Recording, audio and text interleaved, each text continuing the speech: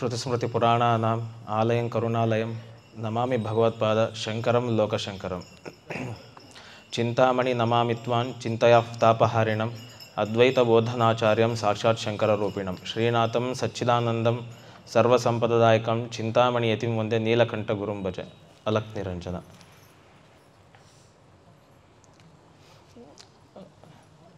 ಆಂಗ್ಲ ಭಾಷೆಯಲ್ಲಿ ಒಂದು ಗಾದೆ ಇದೆ, if it is too obvious we miss it ಅಂತ. ಅಂದರೆ ಯಾವುದು ಟೂ ಆಬ್ವಿಯಸ್, ತುಂಬ ಸಹಜ ಆಗಿರುತ್ತೆ, ಅದನ್ನು ನಾವು ಮರ್ತು ಬಿಡ್ತೀವಿ ಅಂತ. ಉದಾಹರಣೆ ಅಂತಂದರೆ, ಇವಾಗ ಸುಮ್ಮನೆ ನಾವಿಲ್ಲಿ ನೋಡೋಣ, ಇಲ್ಲಿ ಏನೇನು ವಸ್ತುಗಳಿದೆ ಅಂತ ನಾವೇನಾದ್ರು ಲೆಕ್ಕ ಹಾಕ್ತಾ ಹೋದರೆ ಇಲ್ಲಿ ನಮ್ಗೆ ಏನೇನು ಕಾಣುತ್ತೆ? ಒಂದು ಮೈಕ್ ಕಾಣುತ್ತೆ, ಇಲ್ಲೊಂದು ಕ್ಯಾಮ್ರಾ ಕಾಣುತ್ತೆ, ಲೈಟ್ ಕಾಣುತ್ತೆ, ಅಥವಾ ನಾವಿಲ್ಲೆಲ್ಲ ಒಂದಿಷ್ಟು ಜನ ಮಾನವರು ಕೂತಿದ್ದೀವಿ, ಇಲ್ಲಿ ಕಟ್ಟಡ ಇದೆ, ಮರ ಇದೆ, ಗಿಡ ಇದೆ, ಇವೆಲ್ಲ ವಾಹನಗಳಿದೆ ಅಂತೆಲ್ಲ ಬರಿತೀವಿ. ಆದರೆ ಎಲ್ಲವನ್ನೂ ಪಟ್ಟಿ ಮಾಡಿ ಮುಖ್ಯವಾಗಿ ಇಲ್ಲಿ ಎಲ್ಲದಕ್ಕಿಂತ ಇರ್ತಕ್ಕಂಥ ಒಂದು ದೊಡ್ಡ ವಸ್ತುನೇ ಮರ್ತು ಬಿಡ್ತೀವಿ. ಯಾವುದು? ಎಲ್ಲ ಬರಿತೀವಿ ನೋಡ್ರಿ. ಸ್ಪೀಕರ್ ಇದೆ, ಇಲ್ಲೆಲ್ಲ ಒಂದಿಷ್ಟು ಜನ ನಿಂತಿದ್ದಾರೆ, ಅಲ್ಲಿ ಹಸುಗಳಿದೆ, ಗಾಡಿಗಳಿದೆ, ಎಲ್ಲ ಇದೆಯಪ್ಪ. ಇಲ್ಲಿ ದೇವ್ರ ಫೋಟೋ ಇದೆ, ಇಲ್ಲಿ ಪಾದುಕೆ ಇದೆ, ಈ ವಸ್ತುಗಳಿದೆ. ಆದರೆ ಇಲ್ಲಿ ಎಲ್ಲದಕ್ಕಿಂತ ದೊಡ್ಡದು ಮತ್ತೊಂದಿದೆ ವಸ್ತು, ಅದನ್ನು ನಾವು ಮರ್ತು ಬಿಡ್ತೀವಿ. ಯಾವುದು? ನಾವು ಲೆಕ್ಕ ಹಾಕೊಳ್ಳೋಣ. ಇಲ್ಲೆಲ್ಲ ನಾವಿದು ಹೇಳೋದಲ್ಲ, ಮಾನವರಿದ್ದೇವೆ, ಇಲ್ಲೆಲ್ಲ ಮನುಷ್ಯರಿದ್ದೀವಿ, ನಾವೆಲ್ಲ ಜೀವಿಗಳಿದ್ದೀವಿ. ಯಾವುದನ್ನು ಮರ್ತಿದ್ದೀವಿ ಅಂದರೆ ಇಲ್ಲಿ ಆಕಾಶ ಅಂದರೆ ಸ್ಪೇಸ್ ಏನಿದೆ ಅದನ್ನು ನಾವು ಮರ್ತು ಬಿಡ್ತೀವಂತ. ಆಕಾಶ ಗಣನೆಗೆ ತೊಗೊಳ್ಳಲ್ಲ, ಯಾಕೆಂದರೆ ಅದು ಬಹಳ ಸಹಜವಾಗಿದೆ. ಇನ್ನೊಂದು ಉದಾಹರಣೆ ಹೇಳಬೇಕು ಅಂತಂದರೆ, ನಮಗೆಲ್ಲ ಈ ಉಸಿರಾಟದ ಮಹತ್ವ ಗೊತ್ತಿಲ್ಲ, ಗಾಳಿ ಮಹತ್ವ. ಯಾಕೆಂದರೆ ತನ್ನಷ್ಟಿಗೆ ತಾನೇ ಉಸಿರಾಟ ಕ್ರಿಯೆ ನಡೀತಾ ಇರುತ್ತೆ. ನಾವ್ಯಾರು ಏನು ಪ್ರಯತ್ನಪೂರ್ವಕವಾಗಿ ಏನು ಉಸಿರಾಡಬೇಕಾಗಿಲ್ಲ, ಯಥೇಚ್ಛವಾಗಿ ಗಾಳಿ ಇದೆ. ಇಲ್ಲಿ ಆಕ್ಸಿಜನ್ ನಮಗೆಲ್ಲ ಸಿಕ್ಕಾಪಟ್ಟೆ ಇದೆ, ಹಾಗೆಲ್ಲ ನಮಗೆ ಗಾಳಿಯ ಮಹತ್ವ ಗೊತ್ತಿಲ್ಲ. ಯಾಕೆಂದರೆ ಗಾಳಿ ಎಲ್ಲ ಕಡೆ ಇದೆ, ಆರಾಮಾಗಿ ಉಸಿರಾಡ್ತಾ ಇದ್ದೀವಿ ನಾವು.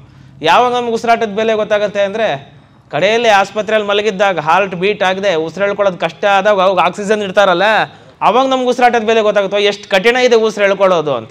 ಅಂದರೆ ಅಲ್ಲಿ ತನಕ ನಮ್ಗೆ ಉಸಿರಾಟದ ಬೆಲೆ ಗೊತ್ತಾಗಲ್ಲ. ಅಂದರೆ if it is too obvious, ಅದು ತುಂಬ ಸಹಜ ಆಗಿಬಿಟ್ರೆ ಅದ್ರ ಬೆಲೆ ಗೊತ್ತಾಗಲ್ಲ ಅಂತ. ಇದೇ ಎರಡು ಉದಾಹರಣೆ ಅರ್ಥ ಆಗಲಿದ್ರೆ ಮತ್ತೊಂದು ಉದಾಹರಣೆ ಕೊಡೋಣ. ನೋಡಿ, ಮಕ್ಕಳಿಗೆ ತಾಯಿ ಬೆಲೆ ಅಷ್ಟು ಸುಲಭವಾಗಿ ಅರ್ಥ ಆಗಲ್ಲ. ಅಲ್ಲೇನು ತಾಯಿ ಹತ್ರ ಅತ್ಯಂತ ಸಲಿಗೆಯಿಂದ ಇರ್ತೀವಿ. ಇವತ್ತೇನು ಇದು ಊಟ ಸರಿಗಿಲ್ಲ, ಹೋಗಿ ಸ್ವಲ್ಪ ಉಪ್ಪು ಕಡಿಮೆ ಆದರೆ ಮಕ್ಳು ಏನು ಮಾಡ್ತಾರೆ? ಹೋಗಿದ್ದು ಏನು ರುಚಿ ಇಲ್ಲ, ಇದು ಸರಿಗಿಲ್ಲ, ಅದು ಸರಿಗಿಲ್ಲ, ಹೋಗಂತಾರೆ. ಅಂದರೆ ಆಹಾರದ ಬೆಲೆ ಗೊತ್ತಾಗಲ್ಲ. ಪ್ರತಿನಿತ್ಯ ಮನೆಯಲ್ಲಿ ಪಕ್ವಾನ್ನ ಮಾಡಿ ಹಾಕ್ತಿರ್ತೀವಲ್ಲ ಮಕ್ಕಳಿಗೆ, ಅದ್ರ ಬೆಲೆ ಗೊತ್ತಾಗೋದಿಲ್ಲ. ನೋಡಿ, ಎಷ್ಟು ಬಡತನ ಇದ್ದವ್ರಿಗೆ ಎಷ್ಟು ಕಷ್ಟ ಆಯಿತು. ಒಂದು ತೊತ್ತು ಅನ್ನ ಬೇಕು ಅಂತಂದರೆ ಎಷ್ಟು ಕಷ್ಟಪಡ್ತಿದ್ರು ಅಲ್ವಾ? ವಾರಗಟ್ಟಲೆ ಊಟ ಇರ್ತಾರೆ. ಸ್ವಾಮಿ ವಿವೇಕಾನಂದ್ರದ್ದು ನನ್ನ ಘಟನೆ ಯಾವಾಗಲೂ ನೆನಪಾಗುತ್ತೆ. 15 ದಿನಗಳ ಗಟ್ಟಲೆ ಉಪವಾಸ ಇದ್ರಂತೆ ವಿವೇಕಾನಂದರು. ಪಾಪ ಬಡತನ ಇದ್ದು ಅವ್ರು ಇಲ್ಲಿಂದ ಅಮೆರಿಕಕ್ಕೆ ಹೋದಾಗ ಊಟ ಇರಲ್ವಂತೆ.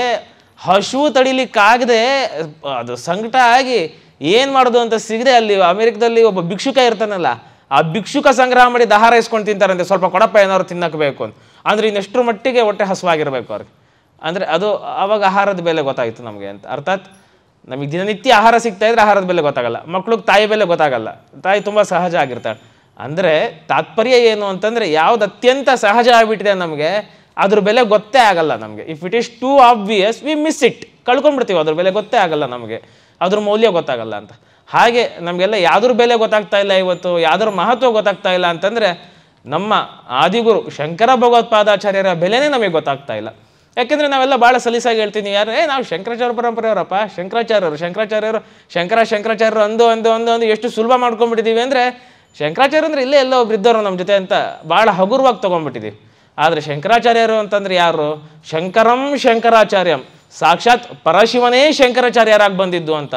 ಅವ್ರು ಕೊಟ್ಟಂತಹ ಕೊಡುಗೆ ಎಂಥದ್ದಿದೆ ಅಂತ ನಮ್ಗೆ ಇವತ್ತು ಯಾರಿಗೂ ಅರ್ಥನೇ ಆಗ್ತಾ ಇಲ್ಲ. ಅದು ಅವ್ರು ಕೊಟ್ಟ ಕೊಡುಗೆ ಎಂಥದ್ದು ಅಂತ ನಾವು ಅರ್ಥ ಮಾಡ್ಕೊಳ್ಬೇಕು. ವಿವೇಕಾನಂದರಿಗೆ ಸೋದರಿ ನಿವೇದಿತಾ ಅಂತ ಒಬ್ಳು ಶಿಷ್ಯ ಇದ್ಲು. ಆ ನಿವೇದಿತಾ ಹೇಳ್ತಾಳೆ, ವಿವೇಕಾನಂದರು ಎಂಥ ಬುದ್ಧಿವಂತರು ಅಂದರೆ, ಒಂದ್ಸಲ ವಿವೇಕಾನಂದ್ರ ಹೇಳ್ತಾರೆ, Vivekananda can be understood only by Vivekananda, not by others ಅಂತ. ವಿವೇಕಾನಂದ್ರನ್ನ ಯಾರ್ಯಾರು ಅರ್ಥ ಮಾಡ್ಕೊಳಕ್ಕೆ ಸಾಧ್ಯ ಇಲ್ಲ. ವಿವೇಕಾನಂದ್ರ ಎಂಥ ದೊಡ್ಡ ವ್ಯಕ್ತಿಗಳು ಅಂತಂದರೆ, ವಿವೇಕಾನಂದರ ತಾಯಿಗೂ ಅರ್ಥ ಆಗಲಿಲ್ಲ, ವಿವೇಕಾನಂದರ ಜೊತೆಗಿದ್ದ ಸ್ನೇಹಿತರಿಗೂ ಅರ್ಥ ಆಗಲಿಲ್ಲ. ಅವಾಗ ಹೇಳ್ತಾರೆ ವಿವೇಕಾನಂದರು, ನಾನು ಯಾರು ಅನ್ನೋದು ನಿಮ್ಗೆ ಯಾರಿಗೂ ಅರ್ಥ ಆಗಲ್ಲ, ನನಗೊಬ್ಬನಿಗೆ ಗೊತ್ತು ಅಂತ. ಅಂದರೆ Vivekananda can be understood by only Vivekananda, not by others ಅಂತ. ಅಂತಹ ದೊಡ್ಡ ವಿವೇಕಾನಂದರ ಶಿಷ್ಯ ಹೇಳ್ತಾಳೆ, ವಿವೇಕಾನಂದರಂತಹ ಬುದ್ಧಿ ಸಾಮರ್ಥ್ಯ ಇದ್ದಂತಹ ವ್ಯಕ್ತಿಯೇ ಭಾರತ ತಡಿಲಿಕ್ಕಾಗ್ತಿಲ್ಲ. ಅಷ್ಟು ಪ್ರಖರ ಪಂಡಿತರು, ದೊಡ್ಡ ಮೇಧಾವಿಗಳು ಸ್ವಾಮಿ ವಿವೇಕಾನಂದರು.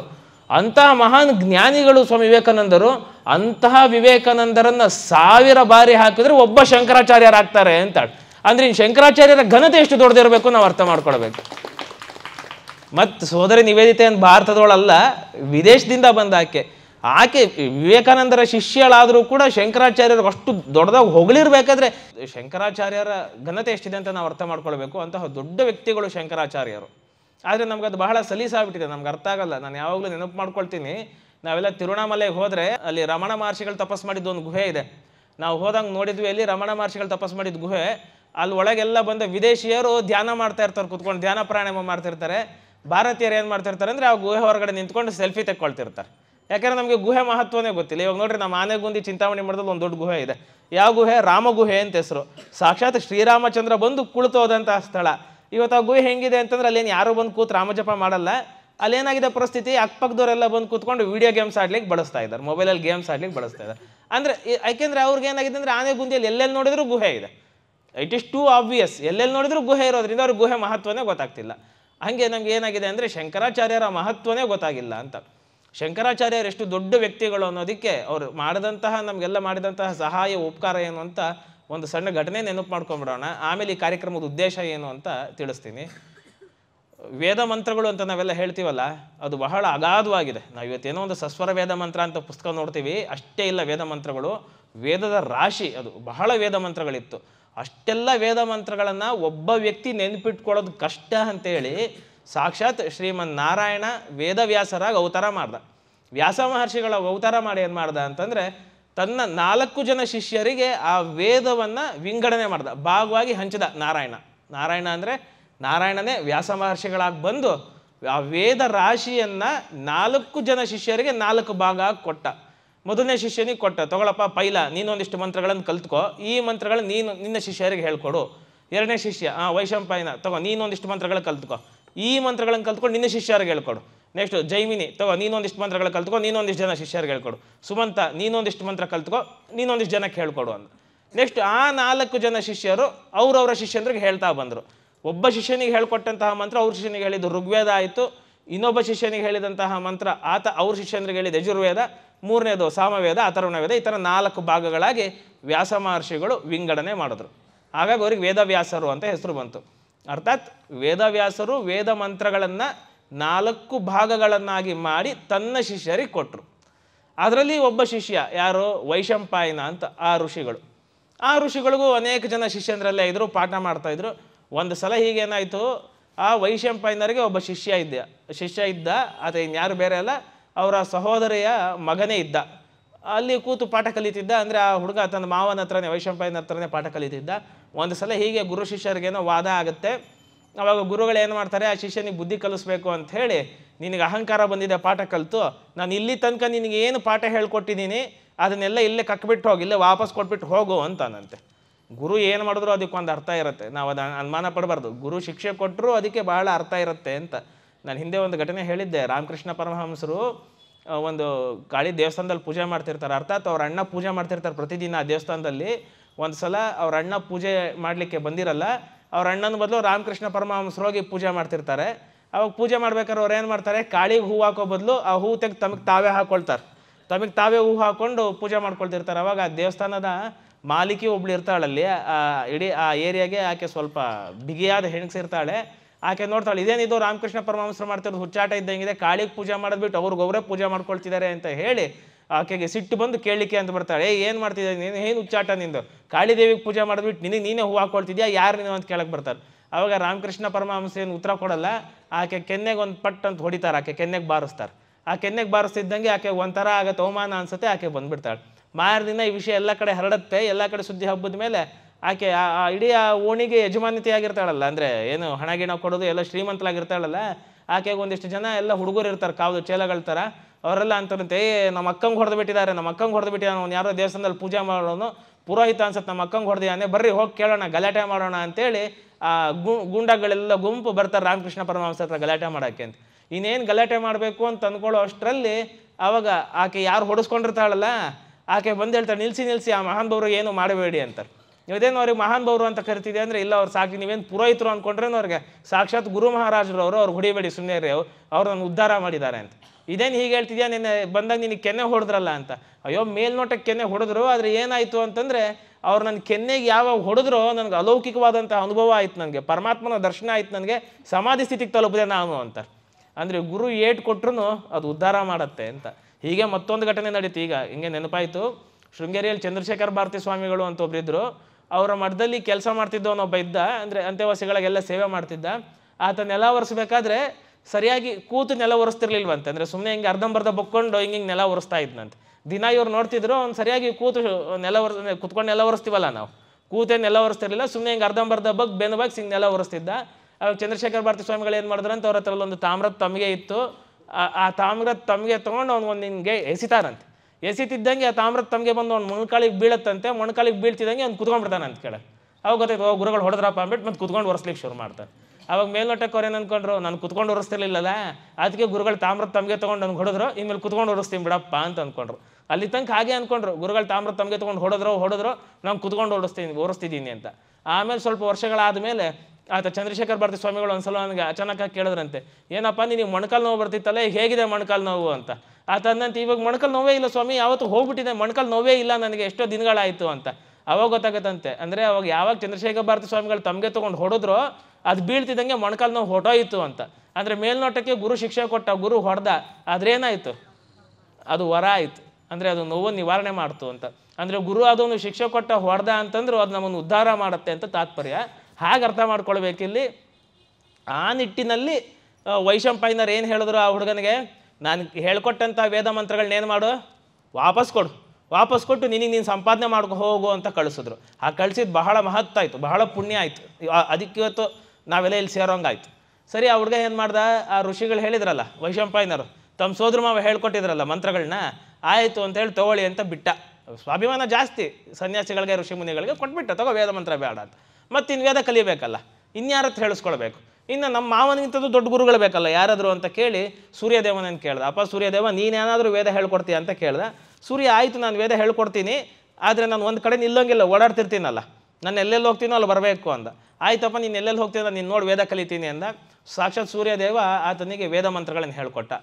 ಆ ಹುಡುಗ, ಆ ಯತಿ ವೇದ ಮಂತ್ರಗಳನ್ನು ಕಲಿತ. ಅದಕ್ಕೇನು ಹೆಸರು ಬಂತು ಅಂತಂದರೆ ಅದಕ್ಕೆ ಶುಕ್ಲ ಯಜುರ್ವೇದ ಅಂತ ಹೆಸರು ಬಂತು. ಅಂದರೆ ಆ ಹುಡುಗ, ಆ ಯತಿ ತನ್ನ ಮಾವನ ಹತ್ರ ಕಲ್ತಿದ್ದ ವಿದ್ಯೆ ಯಾವುದನ್ನು ವಾಪಸ್ ಕೊಟ್ಟ, ಅದಕ್ಕೆ ಕೃಷ್ಣ ಯಜುರ್ವೇದ ಅಂತಿಟ್ರು. ಅವನು ಯಾವ ಜ್ಞಾನವನ್ನು ಸಂಪಾದನೆ ಮಾಡ್ದ, ಸೂರ್ಯನಿಂದ ಸಂಪಾದನೆ ಮಾಡ್ದ, ಅದಕ್ಕೆ ಶುಕ್ಲ ಯಜುರ್ವೇದ ಅಂತಿಟ್ರು ಅಂತ. ಕೃಷ್ಣ ಯಜುರ್ವೇದ ಅಂದರೆ ಕಪ್ಪು ಅಂತ, ಅದನ್ನು ವಾಪಸ್ ಕೊಟ್ಬಿಟ್ನಲ್ಲ, ಹಾಗಾಗಿ ಅದು ಕಪ್ಪು ಅಂತೇಳಿ ಕೃಷ್ಣ ಯಜುರ್ವೇದ ಅಂದರು. ಆಮೇಲೆ ಅವನಿಗೆ ಯಾವಾಗ ಜ್ಞಾನೋದಯ ಆಯಿತು, ಸೂರ್ಯನಿಂದ ವೇದ ಮಂತ್ರ ಕಲಿತ, ಆ ಜ್ಞಾನ ಶುಭ್ರ, ಅದಕ್ಕೆ ಬಿಳಿ ಅಂತಾರೆ. ಆ ನಿಟ್ಟಿನಲ್ಲಿ ಶುಕ್ಲ ಯಜುರ್ವೇದ ಅಂತ ಹೆಸರು ಕೊಟ್ಟರು. ಈ ಶುಕ್ಲ ಯಜುರ್ವೇದವನ್ನು ಕೊಟ್ಟಂತಹ ಮಹರ್ಷಿಗಳೇ ಯಾಜ್ಞವಲ್ಕ್ಯರು ಅಂತ. ಅಂದರೆ ಅವರು ಎಷ್ಟೋ ವರ್ಷಗಳನ್ನು ತಪಸ್ಸು ಮಾಡಿ ಸೂರ್ಯನಿಂದ ಆ ಶುಕ್ಲ ಯಜುರ್ವೇದವನ್ನು ಕಲ್ತ್ಕೊಂಡ್ರು. ಇವತ್ತಿಗೂ ಕೂಡ ವಿಜ್ಞಾನ, ಭೌತಶಾಸ್ತ್ರ ಈ ಪ್ರಪಂಚದ ಸೃಷ್ಟಿ ಹೆಂಗಾಗಿದೆ ಅಂತ ತಿಳ್ಕೊಳ್ಬೇಕು ಅಂತ ಪ್ರಯತ್ನ ಪಡ್ತಿದೆಯಲ್ಲ, ಅವರು ಕೂಡ ಶುಕ್ಲ ಯಜುರ್ವೇದವನ್ನು ಅಧ್ಯಯನ ಮಾಡ್ತಿದ್ದಾರೆ. ಅಂದರೆ ಅವತ್ತು ಯಾವ ಯಾಜ್ಞವಲ್ಕ್ಯರು ವೇದವನ್ನು ಕೊಟ್ಟರು, ಆ ವೇದ ಮಂತ್ರಗಳನ್ನು ಕೂಡ ವಿಜ್ಞಾನ ಇವತ್ತು ಅಧ್ಯಯನ ಮಾಡಿ ನೋಡ್ತಿದೆ, ಸೃಷ್ಟಿ ಬಗ್ಗೆ, ಪರಮಾತ್ಮನ ಬಗ್ಗೆ ಏನು ಹೇಳಿದೆ ಅಂತ. ಆ ಶುಕ್ಲ ಯಜುರ್ವೇದವೂ ಏನು ಕಡಿಮೆ ಇಲ್ಲ, ಅದು ಅಗಾಧವಾಗಿದೆ. ಆ ಮಂತ್ರಗಳನ್ನು ನೆನ್ಪಿಟ್ಕೊಳ್ಳೋದು ಕಷ್ಟವೇ. ಹಲವಾರು ವರ್ಷ ವೇದ ಪಾಠಶಾಲೆಗೆ ಹೋಗಬೇಕು, ಮಂತ್ರಗಳ ಕಠಿಣ ಮಂತ್ರಗಳನ್ನು ಕಲಿಬೇಕು, ಕಂಠಪಾಠ ಮಾಡಬೇಕು. ಆದರೆ ನಮ್ಮ ಆಚಾರ್ಯ ಶಂಕರರು ಹೇಳಿದ್ರು, ಇಡೀ ಆ ಶುಕ್ಲ ಯಜುರ್ವೇದ ಇದೆ ಅಲ್ಲ, ಆ ಮಂತ್ರಗಳಿದೆ ಅಲ್ಲ, ಆ ಯಾಜ್ಞವಲ್ಕ್ಯರು ತಪಸ್ಸು ಮಾಡಿ ಸಂಗ್ರಹ ಮಾಡಿದ್ರಲ್ಲ, ಆ ವೇದಗಳು ಅಷ್ಟು ನಿಮಗೆ ಬರೀ ಒಂದೇ ಒಂದು ಪದದಲ್ಲಿ ಕೊಟ್ಟುಬಿಡ್ತೀನಿ, ನಿಮ್ಗೆ ಬರೀ ಒಂದು ಚಿಕ್ಕ ವಾಕ್ಯದಲ್ಲಿ ಕೊಡ್ತೀನಿ, ನೀವು ಅದನ್ನು ನೆನ್ಪಿಟ್ಕೊಂಡ್ಬಿಟ್ರೆ ಇಡೀ ವೇದ ತಿಳಿದೋಯ್ತು ನಿಮ್ಗೆ, ಆ ಶುಕ್ಲ ಯಜುರ್ವೇದನೇ ತಿಳಿದೋಯ್ತು.